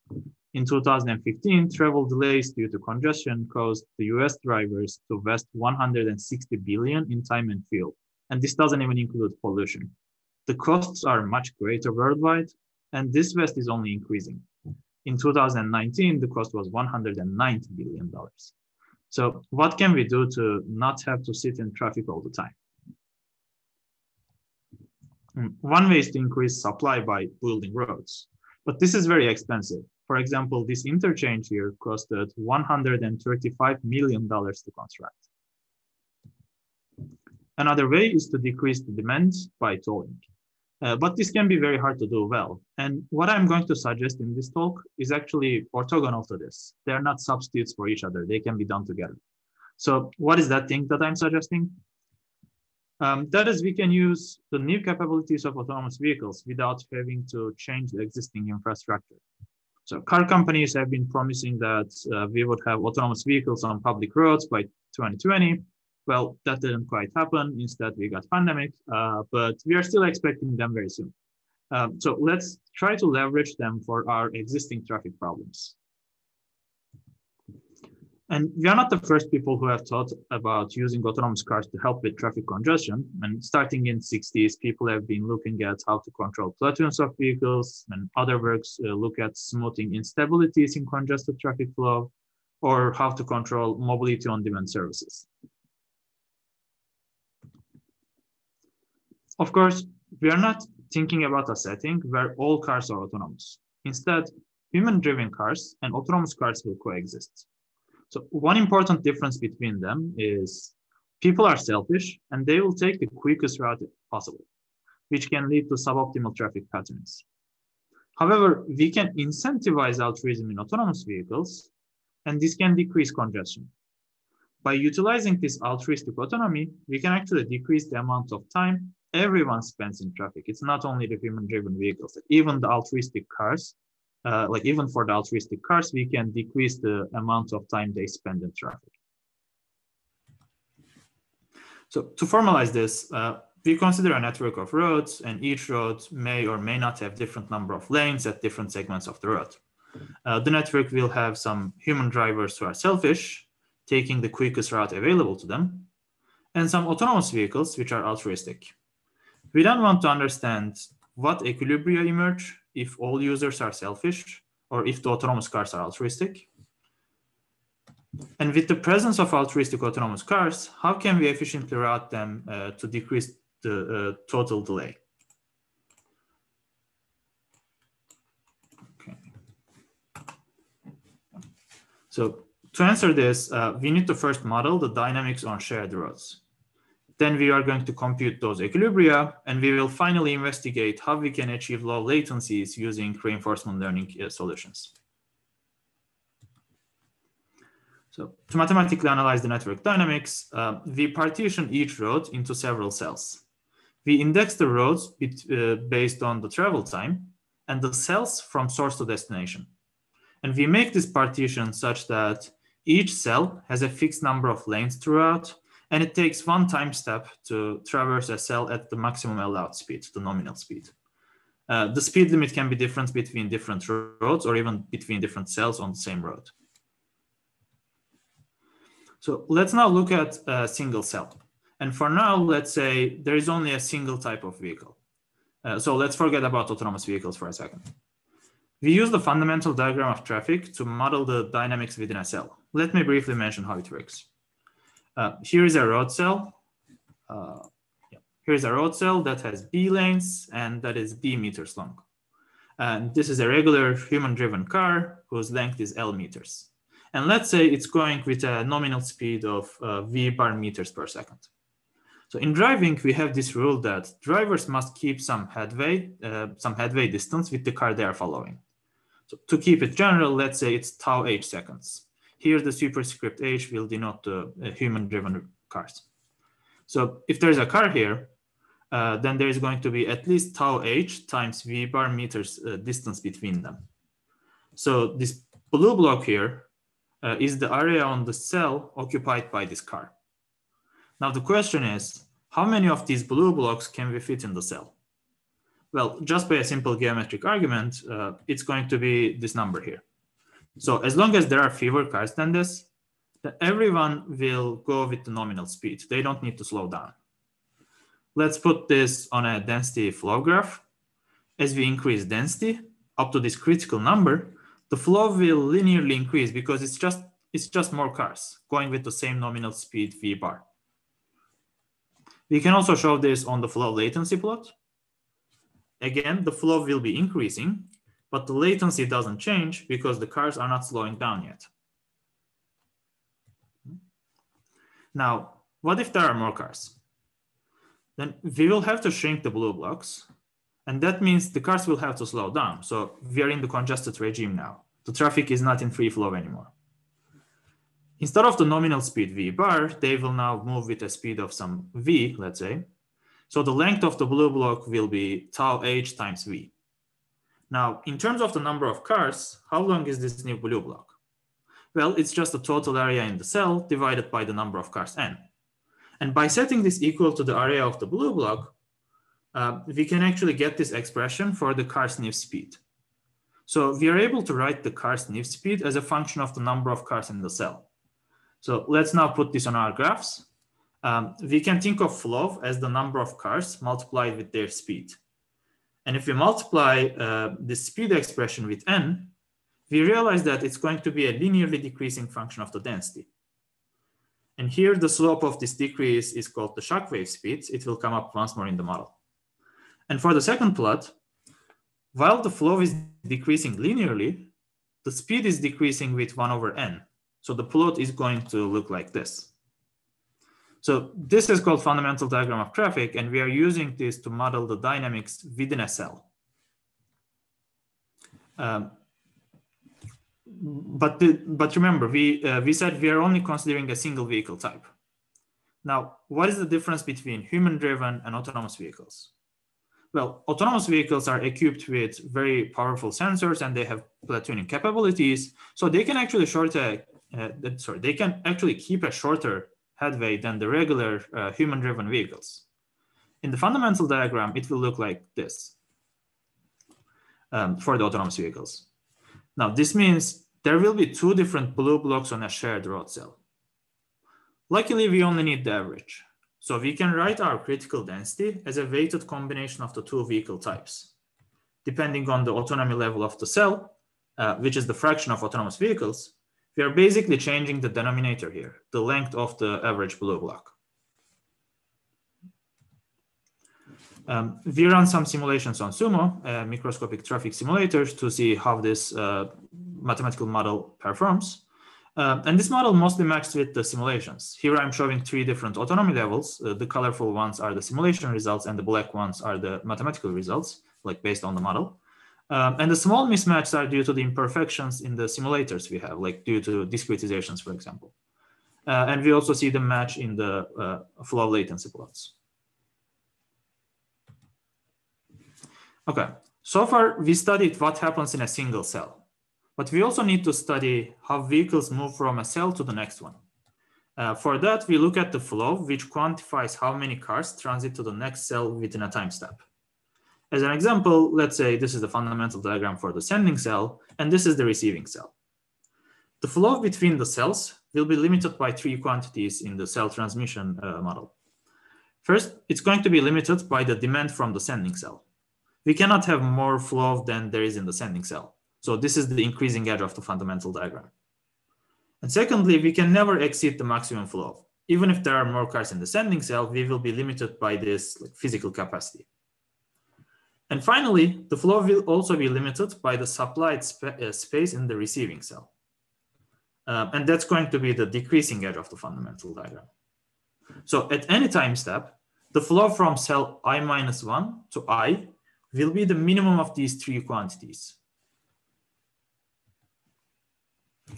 Okay. So having discussed traffic dynamics, now we can talk about how we compute equilibria on a traffic network, or what an equilibria is, what an equilibria are. So we first start with a concept that we call road equilibria. So in a road equilibrium, all cells of the road must have equal autonomy, because otherwise the fundamental diagrams of the cells would be changing and the roads wouldn't be in steady state. Of course, oscillating equilibria might be possible, but we ignore them for the theoretical analysis of the steady state behavior.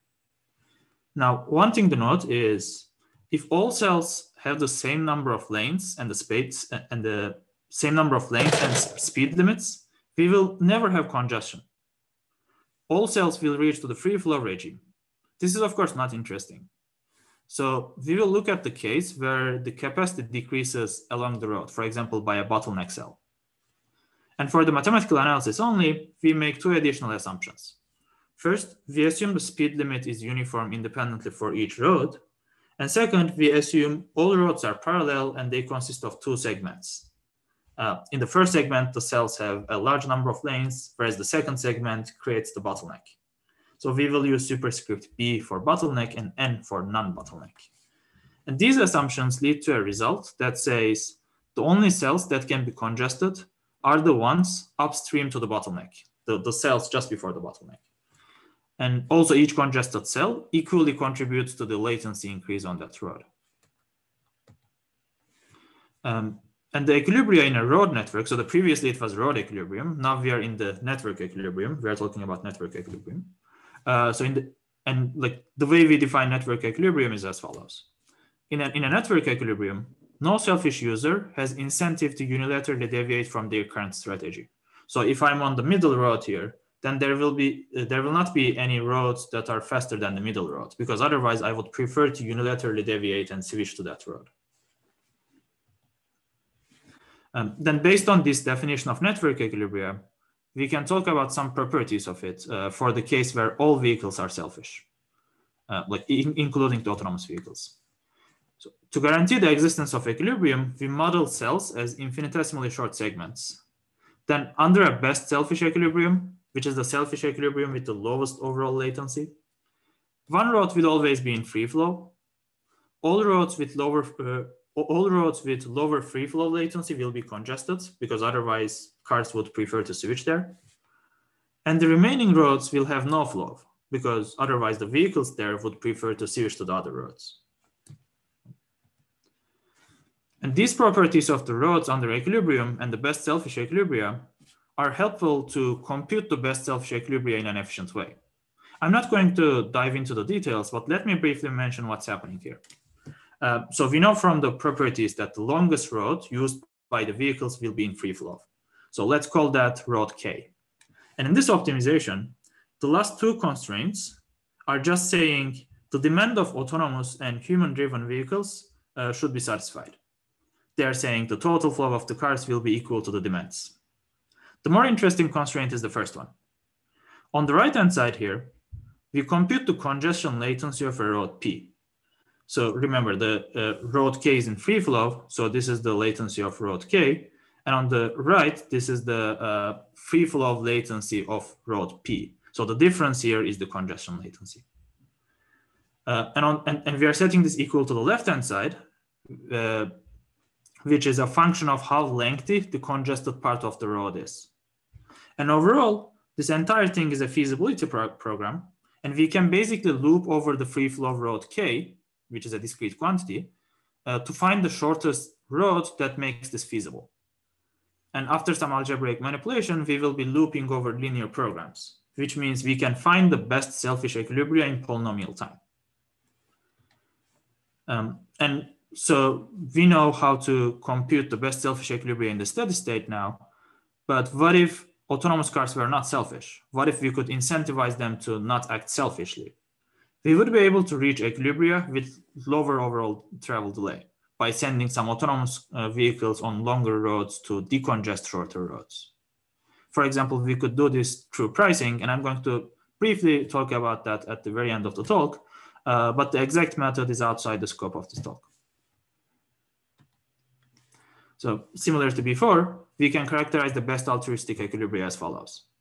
Again, the longest road used by selfish drivers will be in free flow, and all shorter roads will be congested. But as opposed to the selfish case, the longer roads cannot be used by altruistic cars. They will be, they can be used, but they will be in free flow. And with a similar formulation as before, best altruistic equilibria can also be computed in polynomial time in the number of available roads.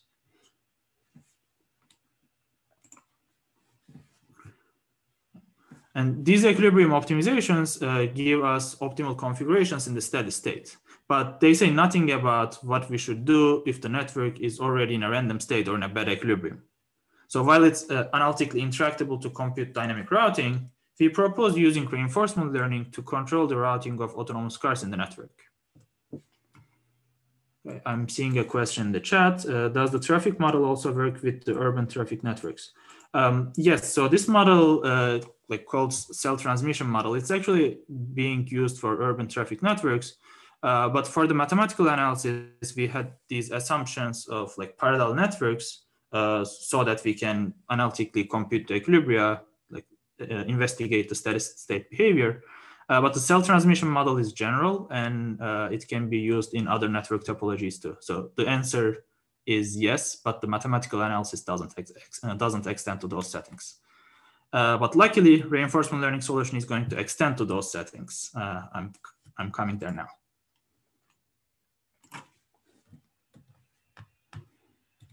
Okay.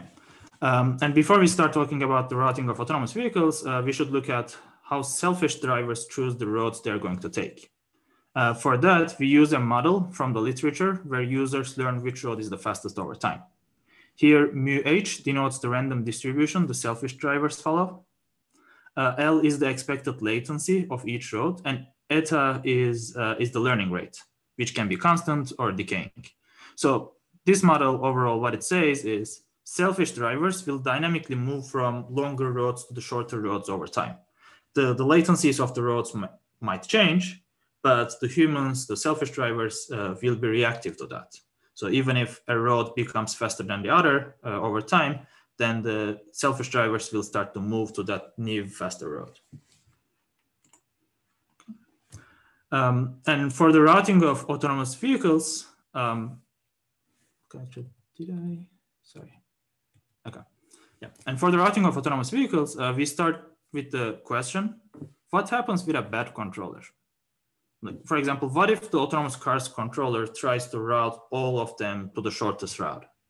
Or what if the demand is already infeasible? So to be able to model such bad situations, we consider a queue before the network. And this queue can consist of both human-driven and autonomous cars. And a good controller would hopefully not create a queue, or at least would keep it stable. And reinforcement learning also helps us modeling more realistic situations. First of all, we do not need the assumptions that we did for the analysis of the equilibria, as I just said. So we can model any network topology with multiple origin destination pairs. For example, this is the OW network. And the numbers show the free flow latencies. And this network has been widely used in transportation literature, and we perform experiments on this network using reinforcement learning. And note that this has 4 origin destination pairs. There are 2 origins and 2 destinations. And we can also incorporate perturbations to the system, for example, accidents. We model them as stochastic events that block lanes on cells, and they are cleared after some random amount of time. So in the end, this is the overall optimization we want to solve. We are trying to find the routing distribution of the autonomous vehicles, but because the dynamics are too complicated and they even involve other optimizations for the transitions from the queue to the network, we are using reinforcement learning to approximately solve it. So we employ policy gradient methods to come up with a policy that maps the observed states to the actions. Specifically, we are using proximal policy optimization, PPO, as it's the state-of-the-art policy gradient method with empirical advantage over its competitors. So we have this dynamical system here, and we give the state observations to this 2 hidden layer fully connected neural network, and it gives us the discrete distribution of routing for autonomous vehicles. We then use this to route the next autonomous cars that wait in front of the queue. And human drivers just follow the human choice dynamics that I introduced again at the end of the queue. So we first simulated a simple network of parallel roads, and this network consisted of only 2 roads, and it was an easy one. But when we increase the number of roads to 3, this is what we get. These orange lines are what we get. The plot on the top shows the cost during training of the RL policy is actually decreasing, which is nice. And in fact, in the bottom plot, you can see that RL policy achieves a stable cost. And so the number of cars in the network is nearly constant. But if you look at the dotted line, which is what happens when all cars are selfish, you can see that this is actually a difficult problem and the number of cars keeps increasing. So we have a linearly growing queue here. And the difference is even more significant with 4 parallel roads. And the dashed line in the bottom, the one that looks constant, well, that is constant. The dashed line in the bottom plot shows the optimal equilibrium in the steady state. And you can see that RL solution keeps only a marginal difference with that. But more importantly, RL solution starts from a random network state. So it's actually telling us how to reach good equilibria, whereas the optimal equilibrium tells us only the steady state and it doesn't say how we get there. And we did an example study on a 3-road network from Los Angeles. Each road had a bottleneck segment. And to make it difficult, we try allocating a demand that's 95% of the maximum feasible demand. Here I'm going to show the results under different autonomy levels. And as we decrease autonomy, the problem gets more difficult, of course. But the RL solution is still able to handle the demand. And when we further decrease autonomy, the problem actually becomes infeasible. But the RL solution still achieves to keep a marginal difference to the optimal steady state routing. And we can further reduce the autonomy. I think this is pretty impressive because this is an infeasible problem, and the RL still can find a good solution that is only like marginally worse than the optimal. We also investigated the effect of perturbations. So here is the plot without any accidents. And this is what we get when we enable accidents. Here the orange blocks on the x-axis show when some lanes were closed due to accidents. And you can see that the last accident causes some congestion in the RL solution. But as soon as the accident is cleared, the RL policy is able to move the system back to the near optimal equilibrium. Here is a more detailed visual of the results. First 3 plots show the number of cars in these roads. Like from bottom to top, you can think of these as the cells from origin to destination, and from left to right, it's the time axis. And you can see that with selfish vehicles, like in these plots, all vehicles are selfish. And you can see that the 3rd road is very rarely utilized. It's used only when there are accidents or extreme congestion on the other roads. And this causes a linearly growing queue, as you can see in the bottom plot. But when we use the RL policy, this is what we get. Now the 3rd road is being well utilized and the queue is stabilized. We can also see interesting events here. For example, when the 3rd accident occurs on the 3rd road, the RL policy temporarily starts routing the cars to the to the 1st road, and this causes a temporary congestion there. But as soon as the accident is cleared, the policy moves things back to normal. And space-time diagrams are also useful to show the same phenomenon. Again, the 3rd road is not utilized when all cars are selfish, but RL policy uses all roads. And finally, here are the results with the OW network that I showed before. As a baseline, we also implemented a greedy optimization solution. And here the stage cost shows the number of cars in the network. So you can see that the RL solution again handles the demand, whereas other policies cause growing queues. So to summarize, we use reinforcement learning to control the routing of decisions of autonomous vehicles to help decrease congestion for all users. And this informs our future directions and how to build on this work. One possible venue is scalability. Currently, we are feeding all network information into the RL policy. This is not very scalable. A more scalable approach would extract some predictive features and feed them into the policy.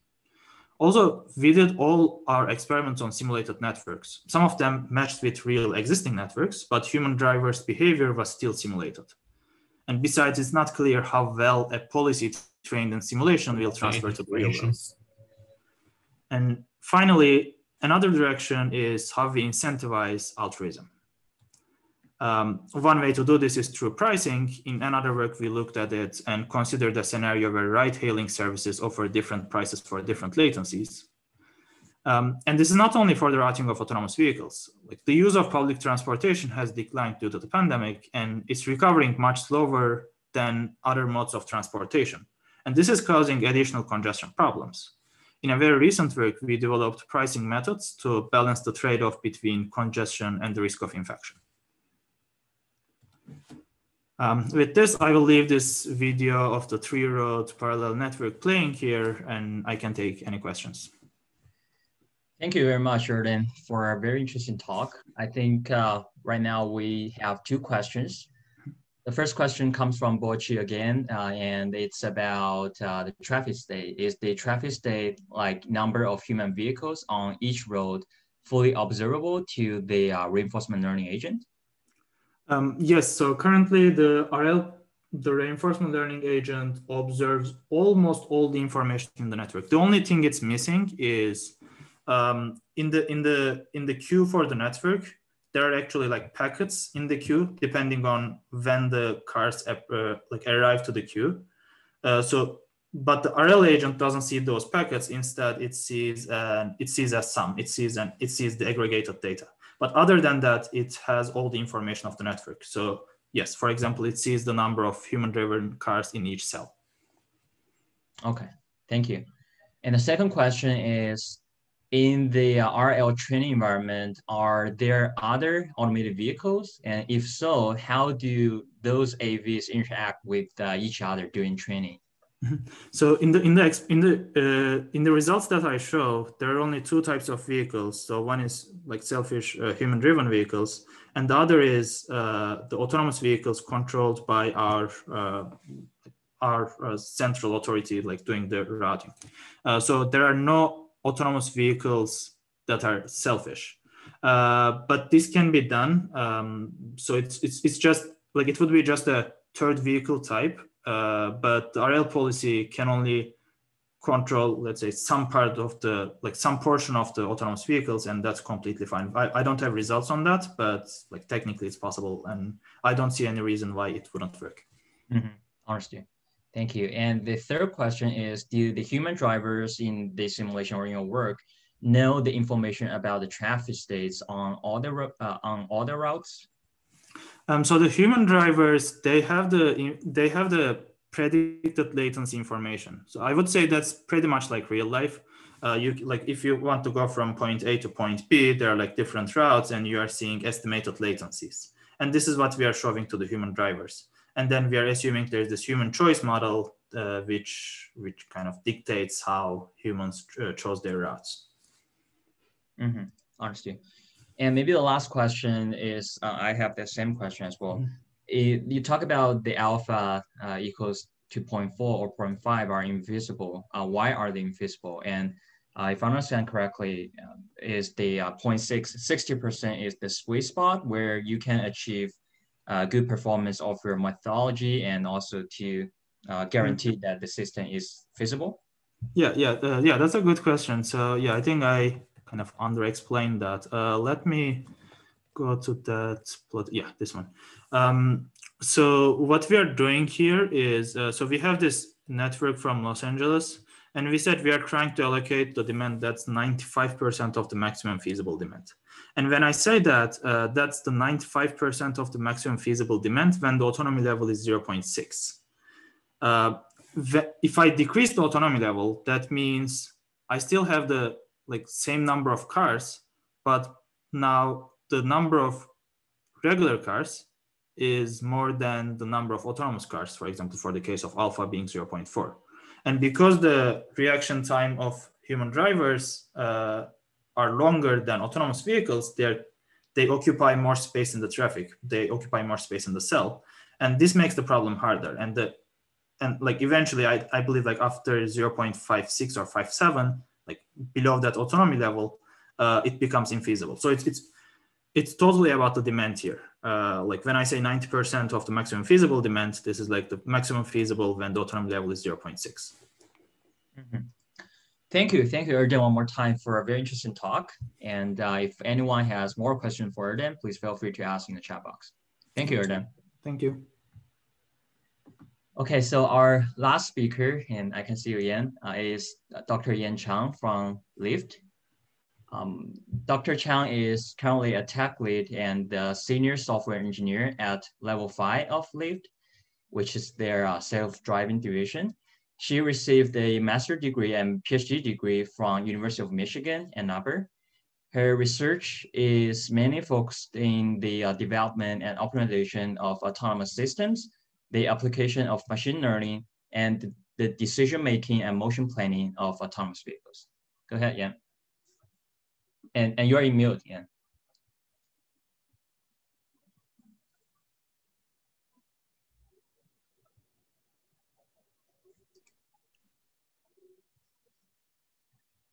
Thank you for the introduction, Ziran. Hello, everyone. Today, we are going to talk about data-driven planning for the self-driving cars. So before I get started, please allow me to briefly introduce Level 5. Level 5 is self-driving department for Lyft, and we are joining Woven Planet, which is a subsidiary of the Toyota, to continue building the self-driving system. So today we are going to start with why is a data-driven self-driving system promising, and then we will dive into the data-driven planning system and how to test it. And finally, we will also talk about how do we collect enough data through the large-scale data collection. So firstly, let's take a look at the traditional planning and self-driving stack. So in terms of the autonomy 1.0.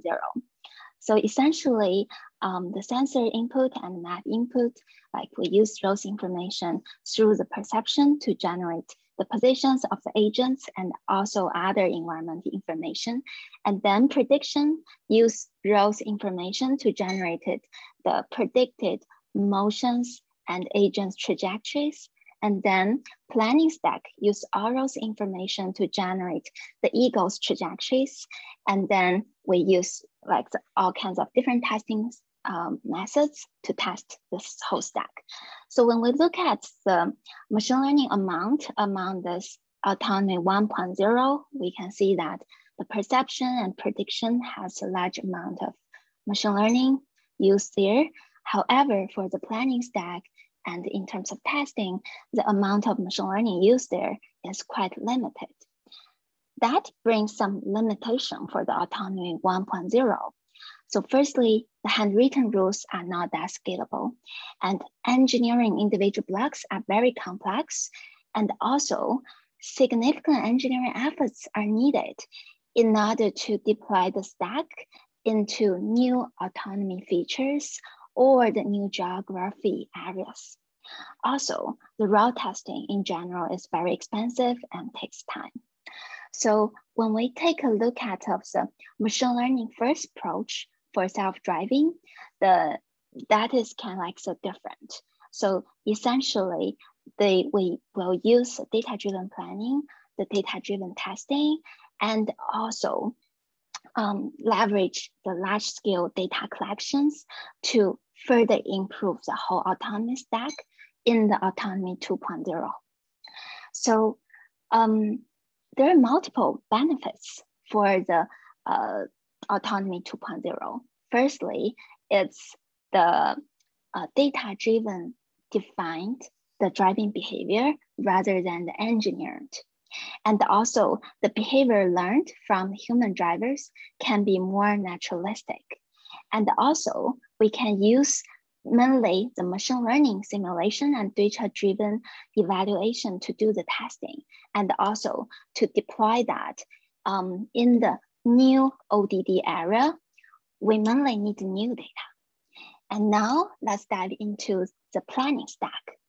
So essentially, in the traditional planning stack, there are several states in the planning. So firstly, we use a mission planning to generate the global route for the Eagle cars, and then use the behavior planning to generate the concrete waypoints on the route, and also to make some decision makings around that. And also then we use the trajectory generation to generate the trajectory along the waypoints, and then send that trajectory to the controller so that it can translate that trajectory into the actuator commands like steering, like braking, throttles. And when we dive into the traditional planning stack, the major thing that's happening there is that it uses map information, agent information, and Eagles information, and then uses handcrafted features and hand-tuned some weights to actually optimize or select the best trajectories. And the features can be included some of like the distance to the agent, distance to the lane boundaries, some speed related terms, the acceleration related terms, and extra. And those things are not scalable for the very complex ODD.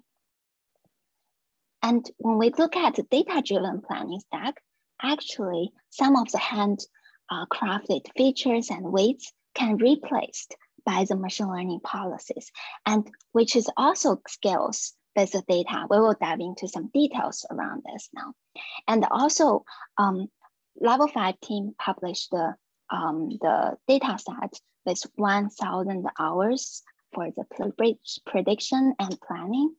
And also from this plot, we can see that when we increase the training set size as shown in the x-axis, the interventions per 1,000 miles decreases significantly, which show us that the performance can be increased or improved by increasing the training data set. There are multiple ways to actually using the human driving data into the planning stack. One way to do that is that we can learn to how to maintain the optimal location in the lane from the human driving data. So our common sense told us that most of scenarios, we just need to follow the center of the lanes. But actually, when we look at different corner cases and other more complex scenarios, it has much more nuances around that. So for example, in this video, the Eagle car need to take right turns near the intersections. And in some scenarios, there will also be the bike lane around here. And also we can see that, so if we follow the purple line, which is the lane center trajectory, it's very different from what human drivers actually do. And thanks to this ride sharing data, we can actually aggregate the human trajectory for the autonomous driving cars to determine the optimal locations in the lane for the self-driving car. There are other ways to actually leverage human driving data and scenarios. So for example, like we can use that to determine the optimal speed for our Eagle cars in terms of, for example, how to accelerate, how to decelerate in all kinds of scenarios. For example, as showing on the left, this is showing how human drivers actually adjust its Eagle speed based on distance to the lead obstacles and lead velocities. And when we look at the videos on the right, this is actually coming from our route testing. And we can see that in these scenarios where the other car do a sudden cutting near the turn. And we can see that by leveraging this kind of data, we can actually make the Eagle car to handle this very smoothly, safely, and naturalistically. Let's see another example. So in this example, Eagle car is driving on the left originally, and then another car doing a cutting to our Eagle lane, while the routing information led the Eagle car to do the lane change. And then this is near the intersection, so we need to come to a stop very quickly. So in this kind of complex scenarios, we can see that the Eagle car can still handle that, especially in terms of speed, very smoothly in a naturalistic way. And the other way to handle this or use human driving data is to actually build a high capacity machine learning model, which is a machine learning first planning architecture. So here is an example for this kind of architecture. So essentially the perception output and map are used to rasterize the whole environment through the bird view videos. And then we train that through the neural network. And then the output of the neural network would be the highest probability trajectories. And then it goes through a safety layer so that we can check whether it's feasible, how is it following all the traffic rules, and when necessary, we trigger the fallback trajectory, and then the output of the planning stack will send to the controller. So let's see how does that performs actually through this kind of planner architecture. So we can see that from only 3.5 hours of training data, the Eagle car can reasonably follow the lanes. But when we add more data to it, we can see that Eagle's trajectory is much more smoother when it is following the lanes. However, when we look at more complex scenarios, for example, this is near the intersection where Eagle need to follow the lead vehicle to come to a stop. We can see that with a small amount of training data, it actually collide into the lead vehicle in the simulation. However, when we add more data, we can see that it can actually go to the stop rightly in front of red traffic light and keep a reasonable distance to the lead vehicles. And then when it turns green, it proceeds smoothly. Let's see another example near the intersection. So essentially, this is also a failure case where the small amount of training data encounters occlusion, while when we actually add much more training data to it, it can go to the red traffic light and then proceed correctly in the green traffic light. And let's take a look at some of the route testing data. So here is a machine learning planner handling the nudging around the traffic cones. And this is another example where it's handling the unprotected turns and interacting with the other agents near the unprotected turns. So essentially, we already see some promising result from this kind of machine learning planner stack. So in terms of like the data-driven planning system, we definitely need very thorough testing for it. And when we talk about testing for the data-driven planning system, actually there are 4 major dimensions around it. Firstly, the planner matrices, such as the safety related, the traffic rules related, comfort related. Those matrices can be defined by the humans and also can learn from the human drivers, because essentially it's not a very trivial problem to define what is a good driving behavior in all kinds of scenarios. And in addition to that, we also need to quantify the performance of the data-driven planning system in terms of all kinds of different scenarios. For example, cutting, reducing from stop, lane changes, unprotected turns, handling all the G-walkers, and so on. And also, we need to do that mainly in the simulation environment before we actually deploy that in the road. So it requires a high fidelity simulation environment as well. And finally, it involves the route testing. So we are going to dive into a little bit more about simulation portion. So essentially, there are several common approaches to do the simulation. One common approach is to use the log replay to do simulation. Essentially, it uses recorded data from the route testing and then resimulate the eagle's behavior in that kind of log data. The problem with that is that it causes the false positive because agent can't react to the surrounding. For example, in this video, the red car is our eagle car and the blue car is the agent car. It literally runs through our eagle car when eagle is stopping there. And the other way to do that is doing the scripted simulation, which manually code all the rules of the route for all the agents in the simulation, like Kala did. But the problem with that is it doesn't scale very well. There's lots of rules for all the agents and also all kinds of behaviors from different agents. So the way that we did this is to learn the behavior from the other agent directly from the raw data, and then essentially use the model that learned from the agents to replace the agent's behavior in the simulation, which significantly narrows the gap between reality and the simulation. For example, like in the same scenario as we just see, that by deploying this kind of SimNet in the simulation environment, we can see that the other following cars can actually correctly stop in front of our ego cars. So essentially the SimNet is to trying to minimize the distance error between the predicted trajectories from the agents in terms of its model compared to its ground truth trajectories. And let's take a look at some more results around this. For example, in this example, we can see that by using the SimNet, we can see the several agents actually doing the right turn in front of the red traffic light, and the other agents which in front of going straight in front of the red traffic light can actually stop correctly.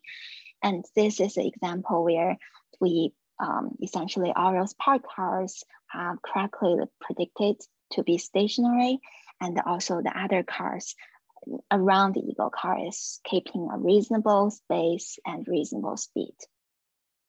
And here, this is another example where near the intersection, and we can see that some agents can correctly do the left turns, and we can even see some agents doing the U-turns there. So let's take a look at some quantitative results. Essentially, the x-axis is the horizon of the prediction for the agent's trajectory. The y-axis is the displacement error at timestamp for the different training sizes. So essentially, we can see that by adding more and more data to it, we can further decrease the displacement error.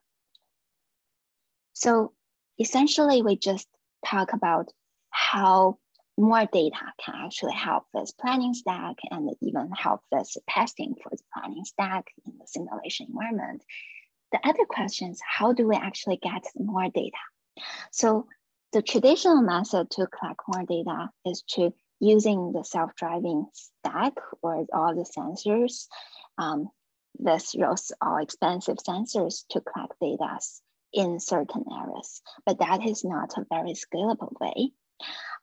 So the way that we are exploring to that is through the fleet learning. Essentially, we use large fleet of cars with low cost sensors and then train them with those data for the planning stack, and then deploy that with high-end sensors. And so essentially, one important question is, what kind of data do we need? And what's quality that we needed in terms of versus the quantity. And we know that for the low cost sensors, they have relatively limited range and accuracy, but for the high cost sensors like LiDAR, the affordability and deployability is in question. And what we do is that essentially we kind of naturally know that there is domain gap between using the low cost sensors versus deploying that in the like kind of our autonomous driving stack sensors. And we introduced a domain adaptation module, essentially to fine tune the models by using very small amount of sensor data from the self-driving stack, which means the high cost sensors, to fine tune the model so that it can adapt to the new environment, which is self-driving car stack. And we can see that through this kind of transfer learning, we can do the domain adaptation to unblock the power of quantity. Here is an example where we can see that the open loop planner error can be reduced by using essentially low quality data with larger amount. Essentially, the greater amount of low quality data beats the small amount of high quality data. So in a brief summary, we see that the data-driven planning system is promising, even though there are a lot of open questions still remaining.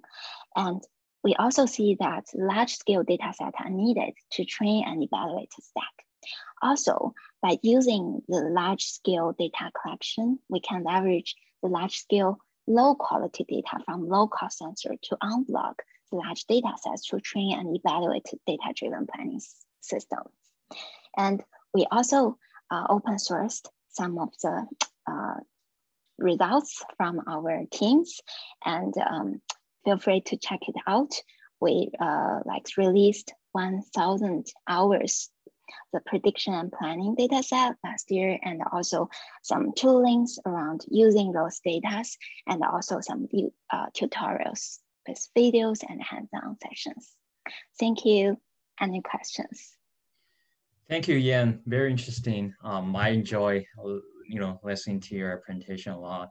And I will save my question at the end, but we have 3 questions so far. And I will raise the second question because it's very related to the last part of your talk. Yeah, sure.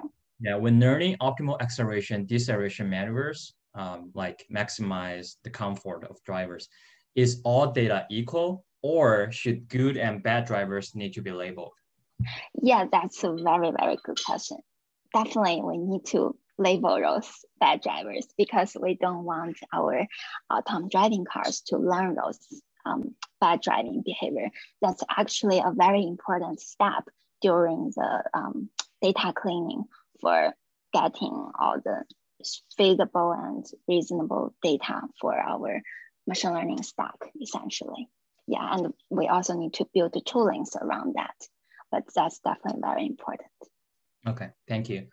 And the next question is, can the proposed method address the case where multiple automated vehicles also exist in the environment? That's a very good question. I think essentially when we do this, we didn't really have assumption whether the other vehicles is automated or the human driven. So essentially we're trying to let the car to learn a good behavior so that it can adapt to the different environment. But maybe like, for example, when we actually have a lot of data where we can also learn some other good autonomous driving vehicles, it might be even better. Yeah, but we don't have an assumption around whether the other vehicle is human driven or the self-driving stack. Yeah. Mm-hmm. Thank you. And the next question is, will the nerd agents and human-driven vehicles all behave very similar? Could you give some insights on reacting the diversified human-driven behaviors? That's a very good question, essentially. So to reacting all kinds of different driving behavior, firstly, we need to collect all kinds of scenarios from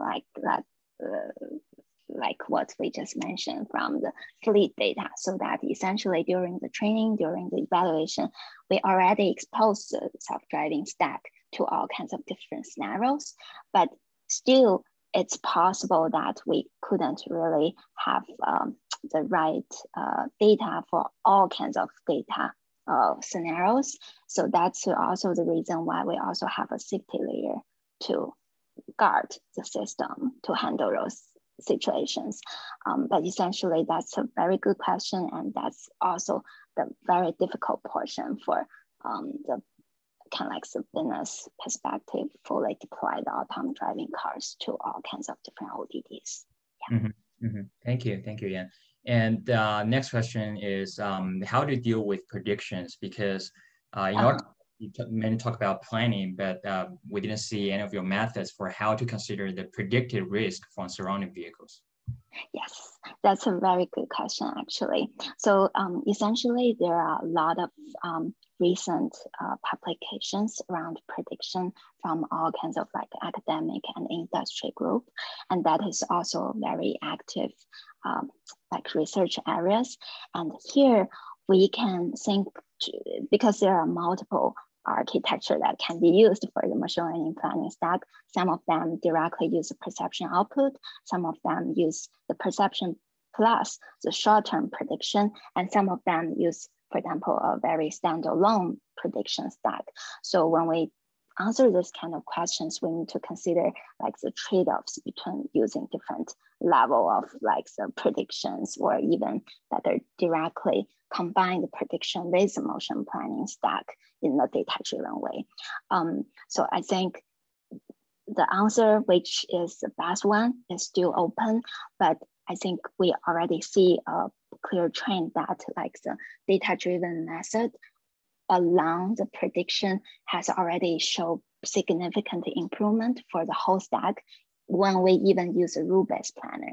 And later when we leverage more data-driven method into the planning stack and also combine them together, we believe that is even more promising essentially. Yeah, so that's kind of like the answer to it.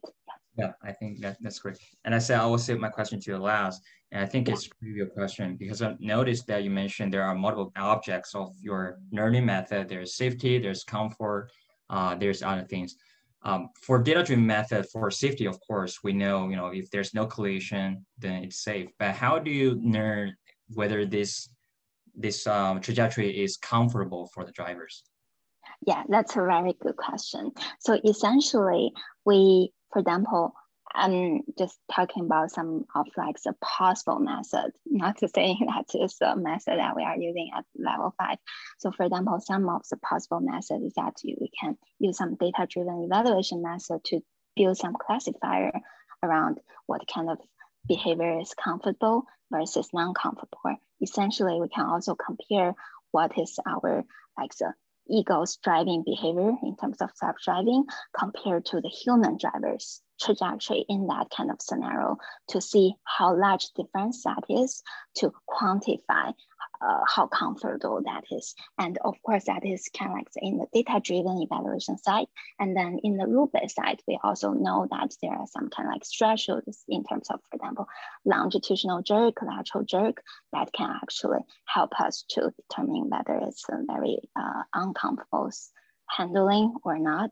And also it involves all kinds of scenarios. For example, in some very emergency scenarios, we need to emit the uncomfortable trajectory to ensure the safety.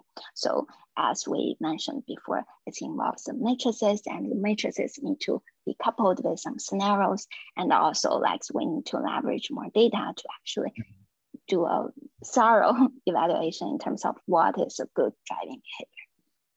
Agree. Thank you, Yan, one more time, very much for a very Thank you so much. Yeah, thank you.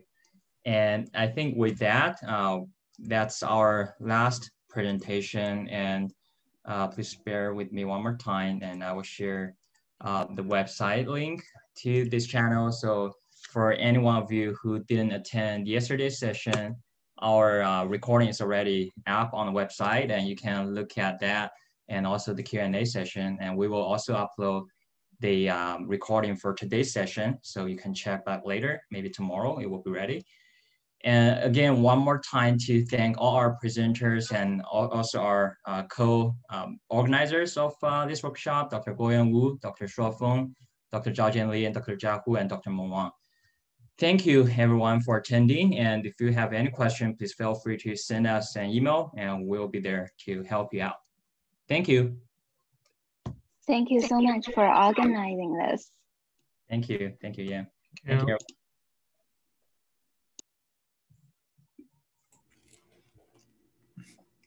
Thank you. Have a great day. Thank you. Bye.